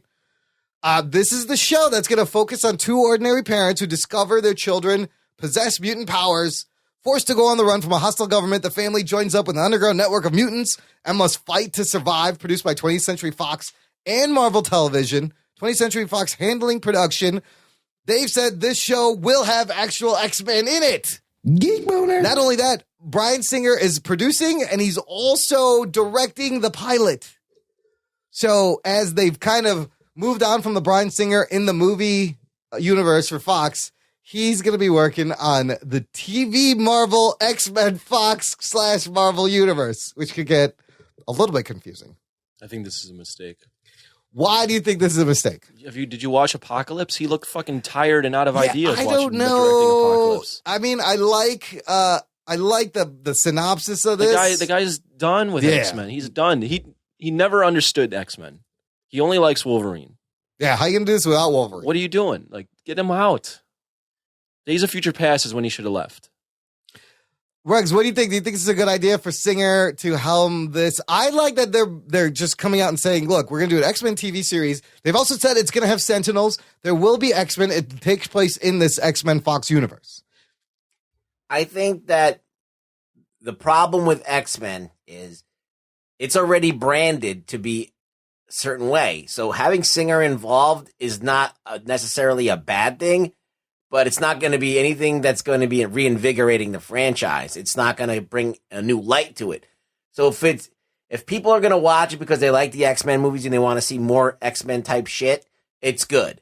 But if you're hoping to see something new, it's bad. So take that with whatever you want to make out of it. There you go. Very good.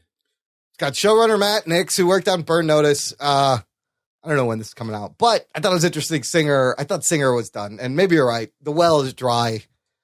However, maybe it'll work better I think the well is dry for Singer. on a serialized basis. I think if you had basis. someone else, there's still stuff to do with the X-Men. It's just his. Listen, we have not had a comic book X-Men yet. Yeah, you're right. I like the serious X-Men, That's a but good point. I do like the serious take. I think that Singer was smart in what he did, but At the time. But now when you have the Flash and you have the CW having like 4 shows with these wacky ass characters and people actually watching this shit, not a lot of people, but people. It's just sad there's hundreds of awesome X-Men and they're not being used. Like, somebody used them properly. This could be a good place to use these kind of lesser known but cult following, characters that have fans. I think on network TV, the profit motive is too high, and the ratings and all that shit, they can't do the stuff that you want to do. Yeah. Unless you're doing it small, like the CW, and they're doing it right enough that they can survive. Like CW, they'll take scraps. Like Fox won't. Well, you know what I'm saying? but Fox is running Gotham. That's a big difference. Fox is okay with fucking Gotham, though.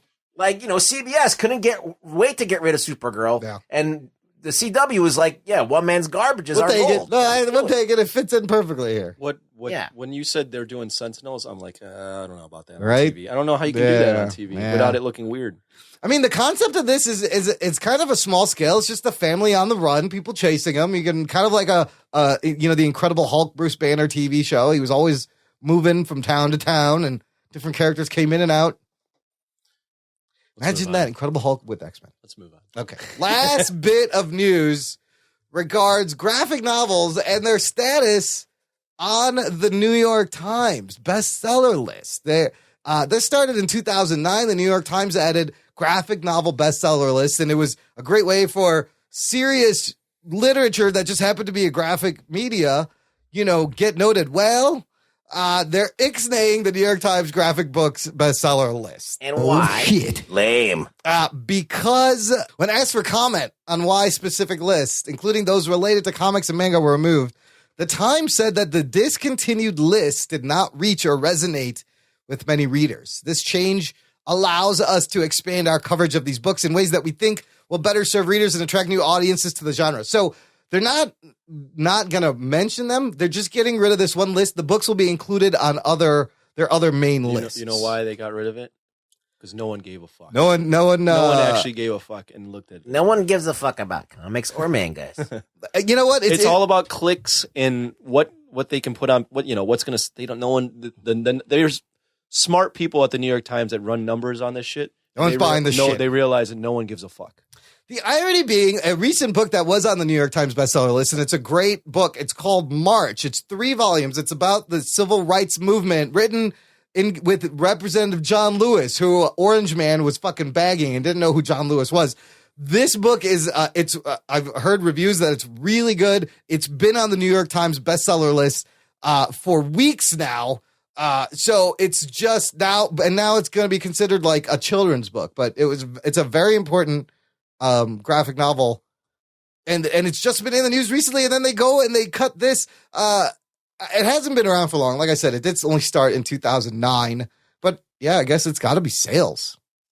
It sucks. It's just the number of letters and words on a page or on a website are valuable, and No one's So looking at all this they're doing is restructuring. They're discontinuing 10 lists, and then the comics are still going to be counted on these. Everyone says they're main restructuring. lists. They're getting the fuck rid of it. They're just like, you know what? Nobody cares. We're not going to do it. I just thought that was interesting. I do want to read March. It's supposed to be good.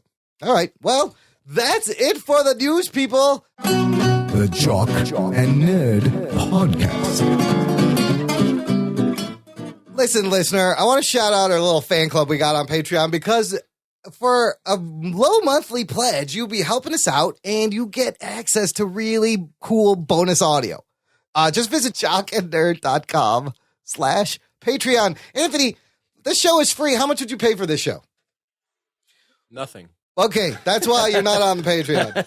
But look, if you like what you hear and you want bonus stuff that's exclusive, check out our fan club. You get a little RSS link, you get a private feed, and you get a little bonus audio throughout the week. Rug Boy's on it. Rugs, yeah. Sell our. I get confused when I see like Patreon people, and there's like shitloads of people are following these Patreon accounts, and they're donating, and then we're doing this shit, and we should get more people. And thanks to everyone who is supporting us on Patreon. Yeah. We appreciate it. Come on, we got good stuff on there. We got lots of good stuff. Bonus episodes, initial reactions, post shows. jockandnerd.com/Patreon. Here's another fun clip for everybody. Hey, everybody, this is Bill. And this is Jamie from the Mr. Throwback Thursday podcast. And we want to extend a very happy congratulations to our friends Imran and Anthony over at the Jock and Nerd podcast on making 150 shows. We just hit that number ourselves, and we wanted to say good job, guys. Thanks for keeping us entertained. You are our favorite podcast that features a puppet. And I got a question about a damn puppet. Why you got a puppet on the show when you're not a video podcast? These questions and more to be answered on the next Jock and Nerd podcast.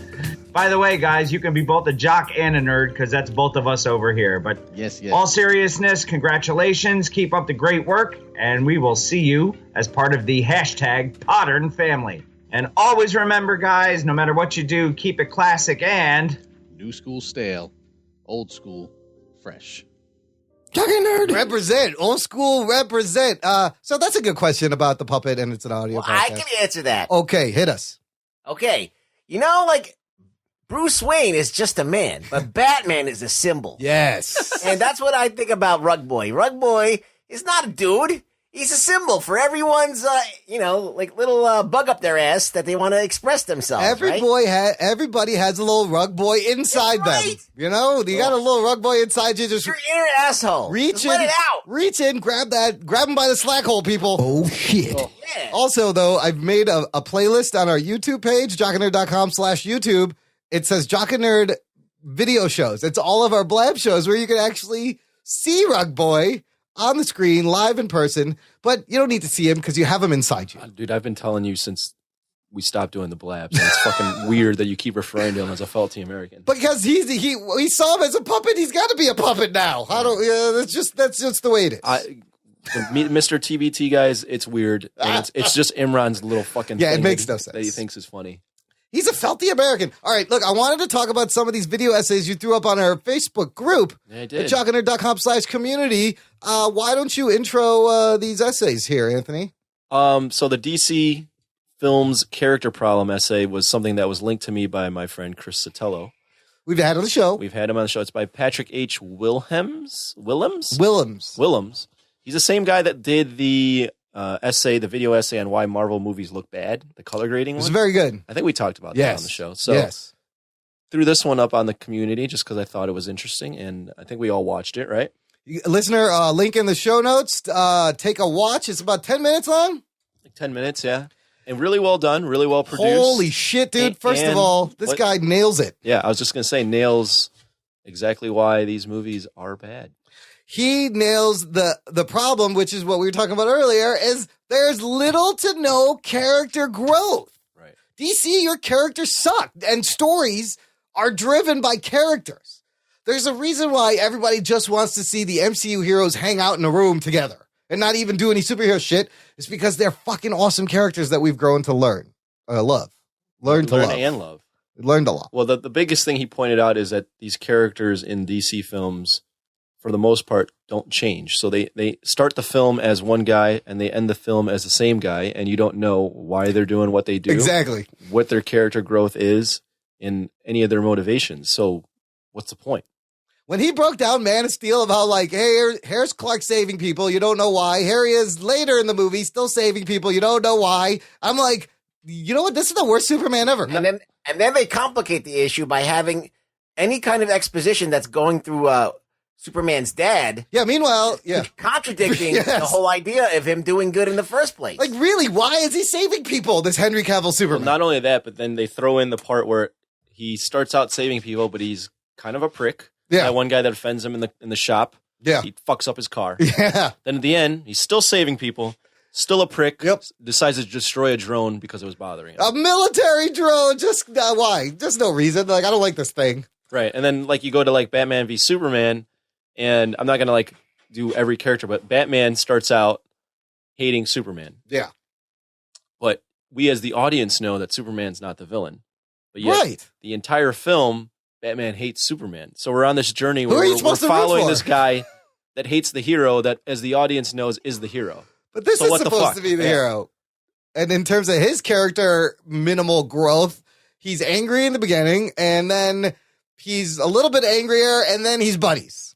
And none of it makes sense. And you don't know why. Superman is the same guy throughout that film. Superman is exactly the same Saves person. people, doesn't really like to save people. In Civil War, even though that the plot was really like not the greatest, the fact that Tony Stark had a clear reason why he was doing what he was doing, and that Captain America was doing what he was doing, and it revolved around personal relationships and trying to protect a friend and other things like that. It was, even though the plot wasn't great, the characters made you go along for the ride. Here, like, everything's not working for these films, and the characters being weak is actually way more damaging than the plot being weak. Yep. That's the lesson is the plot can be kind of shitty. But if you give a fuck about the characters, the movie's going to be successful. If the plot is kind of there, but the characters suck, even with the best characters, you got nothing. I'll point out like, Civil War. Like you look at like Tony Stark's character, he starts out anti. He wants to get under the UN or whatever. It's the Sokovia Accords. But there's a seminal moment where he realizes when Captain America is about to go into Russia and fight these super soldiers that ended up being killed. Iron Man grows and he's like, you know what? Fuck the Accords. I'm going to help my friend. Yeah. So he's still like growing throughout the movie. And then at the end, he hates Cap. Yep. He's evolved throughout that entire film, and he's involved throughout the entire MCU. He's involved since his first appearance in Iron Man, you know? Whereas Superman makes a sacrifice, and we're like, I still don't understand why he's Superman. Willems brings up the point where the DC movies just expect us to know these characters, and they're not bothering to build any kind of character. The biggest one he pointed out was the Deadshot one, where I was like, what the fuck? Yes, it's a good point. Deadshot, like, his daughter. So he's a hired assassin. Right. His daughter doesn't want him doing it and his daughter doesn't want him to kill bad people or kill people anymore. His daughter wants him to be a hero. Yes. So in the moment where he has the chance to decide if he's going to be a hero or not, he's going to shoot the Enchantress, and he has to kill someone. Right. His daughter pops up into his head telling him not to do it. She's saying no, and then he looks up, he's like what the fuck is this? And he does it anyway. He also made a good point about why I enjoyed Suicide Squad more than Batman vs. Superman is because these characters have tiny little bit more personality than any of the characters in BVS, you know? And yeah, they talk about why they're doing things. Yes. So there's a little bit of growth, even though the movie's a fucking mess. And I did like that he pointed out that Harley Quinn's character, by the end, should have realized that her family's not the Joker. It's the family she developed with the Suicide Squad. She's one note. She's very one note. She still loves the Joker. She just wants the abuse. I love the abuse, which they cut out of the movie and it's not in there. So very good essay, Patrick H. Willems. I highly recommend you guys checking it out. Now, a great counter to that problem is this next essay that you posted, because DC Warner Brothers didn't always used to have this problem. No. They have given us probably one of the greatest villains on film, superhero villains of all time, that being the Joker, Heath Ledger from The Dark Knight. So, Anthony, you posted this other video from this Lessons from the Screenplay titled The Dark Knight, Creating the Ultimate Antagonist. Yeah, I found that. It was one of the next videos YouTube suggested. It's not by the same guy. I forget who it's by, but Lessons from the Screenplay is the name of the YouTube channel. And it's a great follow-up to this video in terms of why character matters. And they're talking about Heath Ledger's Joker, and the reason why he was such an iconic villain and so great is that he literally played to the weaknesses of Batman throughout the entire film and made Batman grow and made Batman change throughout the entire film. For the better. Yes. They both grew and learned off each other. And the dichotomy of having Batman be the representation of law and order and Joker chaos, like, you don't see that. That's the problem with the Marvel films, is you don't see, there's no villain that's making each character grow. That's the opposite of each character. See, the thing is that the Marvel movies have an issue. And the issue is that they don't have these great bad guys that are the reflections of the heroes, and they kill off all their bad guys, unfortunately. But this Joker in The Dark Knight is great because they're both fighting for the soul of Gotham. Yes, I love that according point. to this video. Yeah. And Batman's trying to save it, and the Joker's trying to destroy the soul. And he believes that Gotham is corrupt, and it's just one little thread away from just being entropy. And Batman still thinks that order can prevail. So, and he basically puts Batman in situations where he can't use his brute strength and all of the cool Batman stuff, and they're all meaningless. Make hard decisions, hard choices. Yeah. So that's what makes him a good bad guy. And it wasn't a world-ending scenario. It came down to those two groups of people on the boats, and also Harvey Dent and the girl. Yeah, personal things. Yes, but we can relate to. And it's also, there's a point in that film that he brings up, which I forgot about, where Batman almost breaks in that film. Yeah. He's literally about to reveal himself as the Batman. That's right. He's like, this is the only, and this is kind of what Joker wants. Right. This is the only way I can win or suppress this is I got to tell people. And great twist where Harvey Dent just comes out and does it beforehand. And then by the end, minimizing that. By the end, Batman realizes that he can be more than he can be the symbol. He doesn't have to necessarily be the good guy. He can be whatever it takes. Yeah, he can be like Ruggs. He's like Rug Boy. He's a symbol. He's got a hand up a slack hole also. What would be Rug Boy's symbol? Would it just be like a hand up someone's ass? Yeah. It would be like a Robin R, but there's like a palm coming off of the like going into the R. Blasting the bat signal. You're just blasting a hand into an asshole. It's a drawing like a little asshole. It's a drawing of someone getting fisted. That's a Rug Boy's avatar. We need Rug Boy here. Felty, somebody get the felty fist. Well, to be fair, the felty fist of justice. It's my back and not my asshole. Oh, that's my right. My asshole doesn't have a hole in it. Okay, there, fair enough. Slack hole. It's my back. All right. We still need the felty fist of justice. That's the only thing we can really equate it to, though. God, you forget how awesome that fucking Dark Knight movie is. It's granted, it's David S. Goyer writing on this fucking thing, but just a perfect movie, really, from start to finish. I mean, the only issues I had with Dark Knight was just that its action scenes weren't the best, and Harvey Dent's change is a little almost too quick, but by far one of the best movies. So how do you go from that great characterization to this horse shit now where they don't even care anymore? It's all Zack Snyder. Because they're like the essay said, they're banking on popularity. They're banking on names in these roles. Like they're like, fuck it. Will Smith is Deadshot. Yeah. That's what's going to make people watch this movie. Yeah. And they're banking on it's Batman and it's Superman. That's all they're banking on. They're not investing in these characters. No, they're not. Or they don't have the foresight to think about what makes a great movie is character development and growth and change. They're just banking on action and awesome names. What happened to change that is that the Marvel movies got popular. Like when they were making these Nolan movies, they weren't really anything memorable. They weren't like all we had was like Sam Raimi's Spider-Man and maybe Iron Man was out or something. Yeah. But when people saw this movie, this Dark Knight movie, they went crazy. And then when Marvel now upped the ante to basically combat this, and then the Nolan movies were done, like DC didn't know what the fuck to do. They were playing catch up. And so they made them do all these bad decisions. But they keep doubling down on these bad decisions. They don't really realize, hey, we should scrap this whole idea and but they've sunk so much money into it already. Millions of dollars. They're trying to now, put lipstick on the pig. Yeah, and this is why Wonder Woman is tricky, because it kind of falls right on that line between them reacting and between them being able to course correct. Because Wonder Woman was done filming by the time BVS came out, right? And so do you think they'll learn? There'll actually be a character of Diana Prince that we're actually going to get to know? Because she didn't even talk to fucking Superman in the last movie. First of all, you really don't know anything about her. Will they give us a character we like, or is this going to be the same horse shit?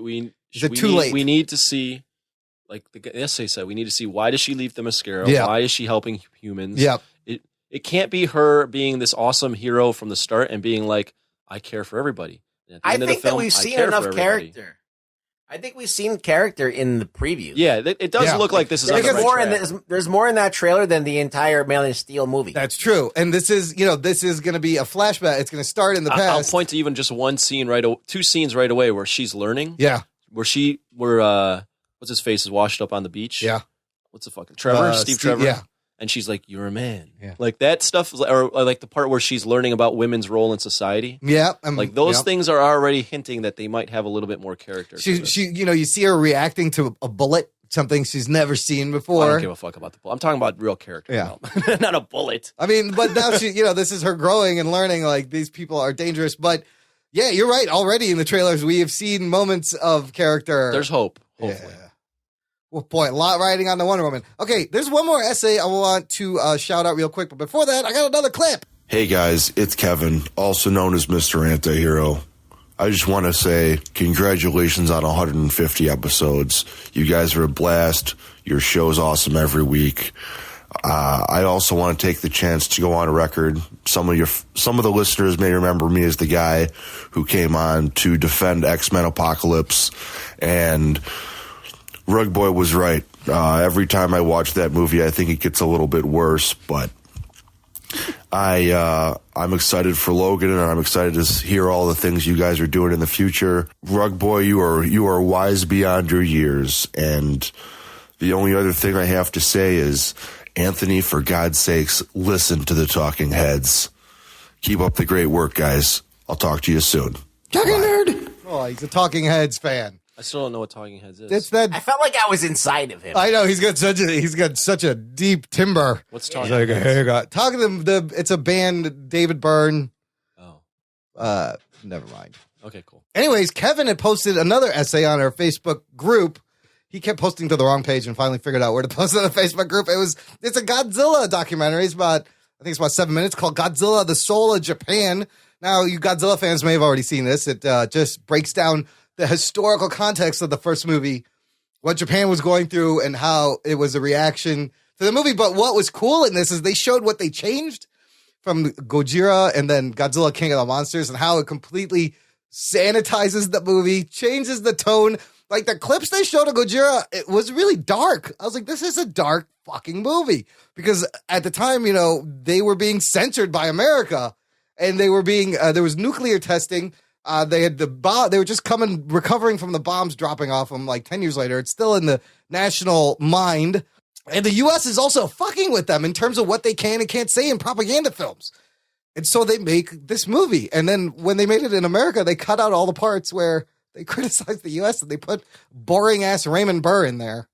I like this as learning about Godzilla and when it was made and what it was about. Yeah, I think a lot of people forget because, Godzilla's been around for like a long ass time. There's like 30 plus movies. And, there's only a handful of them, maybe like if you take the Heisei era and a little bit further back, where they kind of treat Godzilla seriously. And you forget the first movie was this very dark political, statement by Japan. And the fact that there are two movies, there is an American version and a Japanese version, and there's one that was censored. I mean, it adds more mystery to it, and I don't think the general populace knows about it. So it's good that somebody can kind of make a quick little thing you can watch in 7 minutes and get the idea of like why there's so much more to Godzilla than just two monsters fighting each other and shit, and people running in fear and stuff like that. There's more to it, and they did try and capture that with the new Shin Gojira. Yes, and they went back to that. And so it's a good time for this to be out since Shin Gojira's out. Maybe people forgot about the original and how alike they are. So it's a good point of reference for anyone who likes Godzilla or may want to learn about it for the first time. Absolutely. And why it's such an important movie. Because it was. It started a 30-movie franchise. 30 plus, movies. So, that James Bond is like right behind it. But other than that, it's just dark as fuck. What's funny, the irony that Hollywood's been doing this forever. Hollywood took their movie, which was about the U.S. censoring Japan, and censored their statement about censorship on top of it and sanitized it. Think about this, all right? Such a fuck you. I'm not making a light of what happened September 11th. Yeah. But that was 3,000 people in one building. Yeah. Now, imagine fucking nuclear bombs go off in where you two live. whole cities, destroying and it two obliterates cities. everything and poisons the public. And we did that shit. There are shots in that original Godzilla that are, reminiscent of the survivors of Hiroshima holding on, just waiting for, the end. And then Hollywood takes this movie and just fucking whitewashes and sanitizes it. It's pretty funny. And this is the one thing. Imagine all the things they probably said that got censored. So this Godzilla movie was the one thing that kind of got out. Yeah. Spread that around. Yeah. As kind of like a conduit for us to like kind of know what it might be like, a giant monster, wreaking havoc and killing everybody. So and then the whole thing gets twisted. Godzilla is like on the tourism thing for Japan, and he's fun, and he's Japan's savior and protector. When that was not the original concept of this fucking dark monster. Yeah. What you said, Ruggs, is right. The Shin Godzilla Resurgence. I see how it kind of paid homage to that first movie. It has a lot of the same things about Japan. And listener, let's can the Shin Godzilla. One of these days we're going to do a review. This cursed review. Yeah. I'll just fill you in. Every time we've scheduled this review, something major has happened to one of us. Oh shit! I shit you not. First it was Bilotti. Then we had to reschedule. Then it was Ruggs. Then we had to reschedule. Then it was me. So Anthony, we keep telling you, watch your back. Fucking sleep with one eye open, because the next time we schedule this movie, it's your turn, motherfucker. Something's going to happen. We've never been able to get this thing. We'll do it. I have two bits of related news. Did you guys see this trailer for this Anne Hathaway movie called It's only a minute long, yeah. Colossal? It's a short trailer. It is a kind of a weird premise. The premise is Anne Hathaway plays a woman who realizes she can occasionally spawn a real-life giant monster halfway across the world that acts as her avatar, mimicking her movements. This is directed by Nacho Vigalondo, the filmmaker behind the brilliant Time Crimes, which is an awesome time-traveling Spanish. Excellent movie. Oh, it's so good. It's all in Spanish. It's about time travel. Jason Sudeikis, Tim Blake Nelson are in this, and it's just this quirky movie from Neon.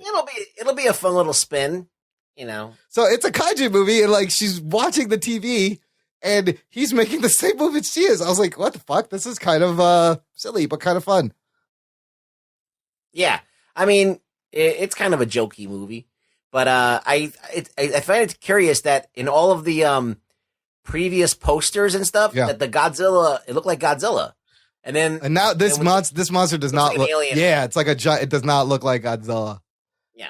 It's coming out April 7th. We roll out to the theaters. Oh, you think they didn't let them use the Godzilla? I just think it's funny that their posters had Godzilla on them. Well, they were clearly they were trying to get that market. Speaking of Godzilla and the King Kong, we got King of Kong coming this year. It's going to start this shared universe. They just cast the girl from Stranger Things, Millie Brown, in Godzilla King of Monsters. There's finally a name for this universe. Can anyone guess? It's not very exciting. The Doucheyverse? It's called the Doucheverse. Oh shit! No, it's called the Monsterverse. Lame. I guess that's what it is. So whatever. Yeah. It's official name. It It's is called the Kaijuverse. It should be. Oh, Kaijuverse would be cool. But you think people would not know? I'll throw in this. There's been some clips coming out for King Kong's movie, because that movie's coming out real quick. Yeah. On TV, like 20, 30-second trailers. Skull Island. Looking pretty good. Yeah, dude. That movie's going to be sick. Very excited for that. I hope it's good. I hope so, too. It's got John Goodman. I don't know. Whatever. John C. Reilly. It's got Sam Jackson. It's got a lot of people. Get this motherfucking Godzilla off this motherfucking got Loki island. And Captain Marvel and Nick Fury. That's right. It's got all these motherfuckers. So, King of Kong. All right, so that's just a couple essays we want to shout out. All that's left is a couple of our remaining clips and some feedback. I got a clip for you right here. Hey guys, this is Kate from See Here's the Thing. I just want to congratulate you two on 150 episodes. we're only on episode 37, and I can't even imagine the work that you've put in to build your podcast to where it is today. Yours was the very first podcast that I guested on. And since then, you guys have really inspired me and Patrick to grow our own podcast and to expand on what we already had. We've added sound effects, we've added gimmicks, and we've had about a 4-week steady stream of guests on our show as well. And I attribute all of our success to you guys because you gave me a lot of ideas back in the summertime. So I have to set goals for myself. When I first appeared on your show, I had the goal of at least soliciting 10 oh shits on your show. So my 2017 goal is to inspire or induce a geek boner in somebody. Perhaps multiple geek boners. I'm not going to limit myself. So enjoy this time. Here's to 150 more. And I have to also add that now in my own podcast, whenever we are talking about comic books and really getting into it, we use the term we're comic booking so hard. And every time I think of you two. So enjoy this moment, enjoy this milestone, and we'll see you on the boards. Talking nerd. Aw, remember Kate? Everything's very, like, a lot nicer when it comes from a girl's mouth. She's so lovely. How lovely is that? Look, you get one of these. She was on episode 122. And look, sounds like we ruined her show, too. Oh, shit. We're just inspiring people and ruining everyone's shows. She's like, no, I've added fart noises thanks to you guys. I don't know about this gimmick thing. I don't know what we're not doing any gimmicks. What here. gimmick? What's she talking about? What are you talking about? Yeah, right? There's no gimmick here. What's she talking about? This ain't a gimmick. I want to share some emails. Anthony, you want to read this since my voice is annoying? Apparently. Jesus Christ, this is a long email. You want me to read the whole entire goddamn thing? Yes, from Jimmy the Geek. Okay. That's 2 emails. Holy fuck. All right. Well, don't scroll down. Sorry. I want you to read it while I'm scrolling up and down. Can you do that? I can try. Hey, guys. Thanks for putting out another great show. Me and my newsroom buddies listened to episode 149 on Monday and your breakdown of R.I.P.D. Personally, I'd never seen the movie and probably never will, thanks to that review. You're welcome. Just hearing you guys rip into it was more entertaining than the actual movie, I'm sure. So thanks to this episode, I went back to pull up some of the old What the Fuck Happened episodes since I'm newer to the show. Checked out both Spider-Man 3 and Batman Robin reviews. Holy shit, you guys had me rolling. I was at the gym listening to Batman and Robin episode and was crying. I was laughing so hard people probably thought I was some fucking weirdo. When you guys brought up the Batman MasterCard line, never leave the Batcave without it, I absolutely lost it. Plus all of the Arnold ice puns. Let's what does that say? Let's kick some ice. Let's kick some ice. And Batman, I think it's time for you to chill. We're just icing on the cake, pun intended. Boo. And reminiscing about emo Spider-Man with the greasy hair was also extremely entertaining. I pretty much just abandoned sports talk radio now to listen to your guys' show. What the fuck? Oh, shit. What the fuck? That's me. And don't worry about the cussing. We probably fucking swear more than you guys do in the newsroom, so fucking swear away. Quick shout out to Anthony. That's me. I'm the same age as you, man, and I had the same reaction to Batman and Robin when my dad took me to see it in the 3rd grade. I was all in, as you say. Shout out also to Imran and Rugboy, too. You guys are all awesome. Jimmy the Geek. What's up, newsroom? How's it hanging up there in Northern California? Yeah, whatever newsroom that is in Northern California, we appreciate the fucking support. He stopped listening to sports talk, and now we're filling his fucking time. That's great. Sports talk is a lot of garbage, so... He also followed up with this extra shout out. Hey, Imran, just wanted to give a shout out to my buddy Jeff. He was part of our newsroom crew who listens to the show, but recently got a new job closer to home. He's still listening at his new office and was digging the R.I.P.D. review. We text now during the show to go over your guys' topics. Thanks, man. Can't wait for episode 150. Talking nerd. Sounds like fun. Well, look, we appreciate all the efforts, you guys, all the listening. One more email from Kate, who we just heard from, who is on our January 1 episode 122. Reading's hard, man. Reading is hard. You did a good job, though. Your reading comprehension. And it's like little print in a way, like very far away from me. Good. I don't have it pulled up on this screen like an idiot. You could have just scrolled down. That's why we both have computers. Kate says, great episode, guys. This is thoughts from episode 148. Before the What the Fuck Happened. Got a chance to listen this morning as school was canceled due to wind? Go figure. If the rumors about Sterling K. Brown are true for Green Lantern, I'm completely behind that. He's been on my radar since People vs. OJ, and I'm really looking forward to his appearance in Black Panther. I was thinking the same thing as Rug Boy when he brought up Chris Pratt's name for Green Lantern. I'd throw out Miles Teller's name also, but I have too many bad memories of the Fantastic Four remake. Miles Teller really needs to make up for that movie somehow.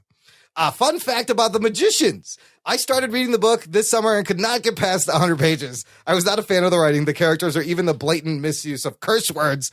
And I like to curse. I'm a teacher. It felt very forced, like it was desperately trying to be Harry Potter / Narnia / Divergent / Hunger Games at the same time. I'm wondering if the TV show was better. I think that this must be a case where the TV show is better than the book. This is me. Because it is not that bad. It is a mush of all these things, but it sounds like the book is just way worse. And then finally she says, I'm also throwing this out there. You need a strong, delightful female for your eventual Wonder Woman review. Like Sterling K. Brown, I'm throwing my hat in the ring. Talking nerd. Consider it done. I think you're booked. Kate, you're booked. I think that's perfect. We do need a woman on the Wonder Woman review. We need more women in general. And we love having guest reviewers when we review these movies. It's kind of a tradition we've been doing. Somebody always wants to jump on. I like women. I like women. Yeah. So you got Talking that nerd. Is absolutely Rug Boy approved. It's all Rug Boy approved. They're pretty. They're pretty. Okay, so I saved the best clip for last. And I also saved it for last because it's the longest. Oh, how long? It's from our buddies in Northumberland. Kevin and Chris 365 Flicks. And remember they asked for a little suicide review for their show, and we kind of hijacked their show with a couple minutes of audio. And they're just returning the favor here. Settle in. Here we go. Let's make America great again.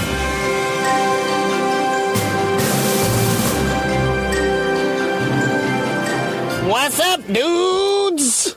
Wow, was that your Rug Boy impression? That was great. I thought that was good. That was all right. That was okay. Thank you very much. So this sponsorship message is brought to you by Overlord Trump, then? Overlord Trump, yeah. I feel that now when we do these messages for our American friends, we have to include some Trump. Just to make sure we get in the country. Yes. Yeah. Yes. Nothing wrong with that. I mean, we ain't getting in unless we support Trump. Let's face it, they ain't supporting him, so we have to support him. Okay, then. But that's not why we're talking about. We're talking about Jock and Nerd, who are celebrating their 150th episode. 150 episodes. That's insane. Impressive. How's Imran put up with Anthony's gang signs, his BVS love, gushing over Affleck in the Batfleck uniform? You just know, like, in between takes when they're recording, he's like, Imran. Tell me, do you bleed? Imran. You will. And Imran will just be sitting there going... That's webs. That's Spidey webs. I got that. That's what I did to you. So, dudes, 150 fucking episodes. Well done, guys. This is Kev and Chris at 365 Flicks, as you know. Because let's be honest, Chris, we were there on the ground floor. Oh hell yeah, we are. We were there at, like, I would say maybe episode 2 or 3.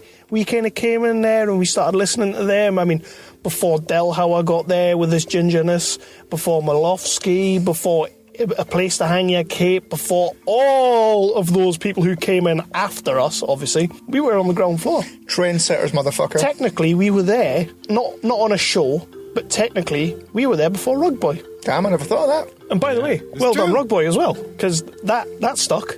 When I first heard it, I thought it was one of them pissing about. I did as well, I did. I mean, let's just for a moment, let's just reflect on 150 episodes of Jock and Nerd. Like the time they recorded a whole 3-hour episode of an Age of Ultron review show, and it didn't even record, so they had... No, wait, that was us. That was us. Yeah, that was us.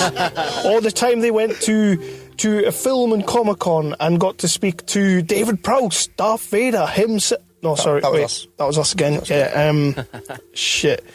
What have they done again? Tell you what they have done. What they have done?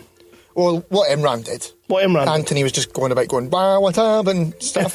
Imran's the guy. Yeah. He's the master guy. Tell you what Imran did do, which is still my favourite episode. Yes. Is Imran did a whole history of the Spider-Man comics just for me. He did. That was a great episode. I never listened to that one. It was about Spider-Man. So I'm saying I was in at the ground floor. I will say I skipped a couple of episodes, and that was one of them. Shoddy. That was one of them. Shoddy. But yeah, that was very cool. I'll yeah. never forget that. That was awesome. That was cool. And you asked for that and he gave you it. Mm-hmm. Well, I didn't ask for that. I asked for a cheeky little 3-minute segment on their next Imran, what comics should I read of Spider-Man holy shit, dude, I'm going to give you a 3-hour episode. Yeah, I mean, that's the kind of love you get from the Jock and Nerd. That's the kind of commitment they've given the podcasting world. I mean, they have literally taken the podcasting world and grabbed it by the pussy. You know, well done to those guys. I know we joke about Anthony, Anthony loving Batman vs Superman. I mean, it's not his fault if he loves it. It's a damn fine movie. Don't you apologise, Anthony. Don't you ever apologise. apologise. Did you see him? He was greeting today on Facebook about the fact that Suicide Squad got an Oscar nomination above BVS. He wasn't happy. He was crying out for Best Supporting Actress for Gal Gadot. He was crying out for Best Supporting Actor for Jesse Eisenberg. Basically said the best iteration of Lex Luthor there has ever been. Mm-hmm. You know, I agree with him. I do agree with him. We've defended that movie. We love that movie. You can't compete with his fanboyness for that movie. Nothing wrong with that at all. So yeah, guys, 150 episodes. I just feel that's a big-ass number. We'll get there. Do you think we will? Do you think maybe we'd have to start putting in like 2 weeks to get to 150 before we fall out? Oh, fuss and nonsense. Yeah? Yeah. No, we'll get there. We'll take our time. Remember when we kind of first started out and these guys were starting out round about the same time as us? Mm-hmm. I think, it was round about the same time. And all of a sudden, they were on like episode 100, and I looked at ours and we were like episode 40. Yeah, but they do it religiously every week. We just do it, when we've had a shit day. Yeah, there is that. There is very much that. And you know what? The addition of Rug Boy as the shows went on, what a guy Rug Boy is. We actually got to meet him on our episode, which is their episode 52. I always remember it because of the new 52 thing. So that was their episode. I can't tell you which one ours was because it was that long ago. But we talked about Mac and Me, which was great. Shit, that's right. Anthony did the homework and did not watch Mac and Me. But you know what? I was drunk. He was having a wank over the still of Ben Affleck next to the Batmobile. I think that's what it was. But the one where him and Cavill are kind of cuddling each other on the poster. That's right. Yeah, that's probably what it was. I mean, you cannot deny the lad is committed to that movie. That's absolutely fine. Some people are committed to like The Godfather, to Apocalypse Now. Yep. That's their best movie ever. Mine is Jaws. Yep. But this boy, this cheeky millennial chap, cheeky millennial gang, he is committed to Batman vs Superman. He is, and like we have said, don't ever apologise for that, Anthony. You are the man. So like guys, we're gonna let you crack on with your 150th episode. I'm sure you've got many other messages from many other awesome people, not as awesome as us, but awesome people nonetheless. So we're gonna let you crack on and just say a big fucking well done, guys. I mean, you're blazing a trail, and I love listening to you every week. But there's nothing wrong with Batman and Robin. They did a whole episode on Batman and Robin, what the fuck happened. Nothing really happened. It was a good film. I love Batman and Robin. It was not. It was a great film. No, it was not. Where would you put Batman and Robin in the pantheon of Batman movies? I'd probably put it above Dark Knight Rises. Wow. You motherfuck. And by the way, while we're on the subject of Dark Knight Rises, I know I'm kind of derailing this whole segment, but Trump quoting Dark Knight Rises... Bullshit. Oh, fuck off with that. Bullshit. I'm calling bullshit on all that bullshit. So yeah, guys, again, 150 episodes. I can't wait till we get there and you will be on our show to celebrate that. Hopefully, if you're still speaking to us after this. And that Imran will be. Imran will be. Imran got the love and Rug Boy got the love, just not the millennial. No, I sure loved it. I agreed with Anthony earlier on one thing, but, every now and then that happens, not often. And it is one of those Step Brothers moments when it's like, did we just become best friends? No, we didn't. Because then he throws up one of his EDM gang signs. So guys, have a great show. Here's to another 150 more from two lads in Northumberland. Remember back in the day when they used to say that? I do. Oh, man. I love it. I used to love it when Imran said that. I felt like I'd made it. We're going to go because we're going to do one of our episodes, which is the 365 Flicks, by the way. You can listen to us if you're sick of listening to these guys, which, if you're listening to this episode at 150, you're probably not sick of them. But you can listen to us, and we do pretty much what these guys do, just in British accents. Yeah, pretty much. And better. And no Rug Boy. Well, we toyed with the idea. We tried to coax him over, but he wouldn't have it. He wouldn't have it. No, the promise of coke and hookahs didn't bring him over. So, which was a shame. Jam sandwich, he said, would have done it, but we don't do jam sandwiches. 150 episodes. Crack on, guys. You're fucking amazing. Jock and Nerd. They're just like you, Imran. I was like, go on. It's tough making succinct points in short time periods, and I know you can sympathize with them. Oh, absolutely. It's all train of thought. One Jesus thing to Christ. another. A lot like our president who can't fucking finish a point and just keeps bouncing around. But look, Those guys they've been along for the ride the whole time. they really have. It was, they were like, we always forget, like, who found each? Northumberland. Shout out from some love from Northumberland. Yeah, they've been there forever.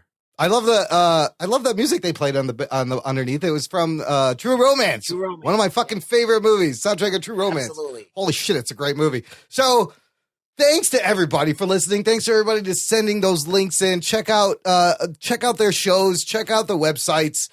Shop Jock and Nerd listener. We have a little shop. You can go to jockandnerd.com/shop and get a t-shirt or a mug or a hoodie. Imran, shut the fuck up, dude. We're at 2.5 hours in this episode right now. Well, that's only Jesus because we took a lot of pee breaks. Let's just end the show. Holy shit, man. And with that, I bid you adieu. Ruggs, where can the people find you? Oh, my God. Well, when I'm not throwing up EDM gang signs, that's the best. Because I'm trying to contact Anthony in a language that he understands. But you can find me on Twitter at ReallyRugBoy, where you can tweet me and we can talk. We can hang out. That's actually a hilarious bit. On their show, you are a millennial who listens to EDM, throws up gang signs, and just loves Batman versus Superman. Oh, shit. That is your version. That's the version of you on their show.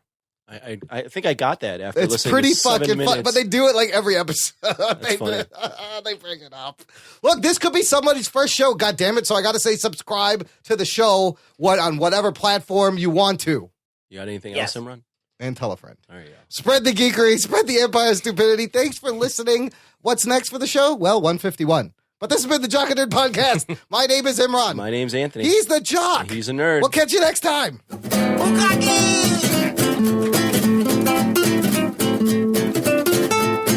Jocktastic. Not funny. Gentlemen, this is Democracy Manifest. Jock and Nerd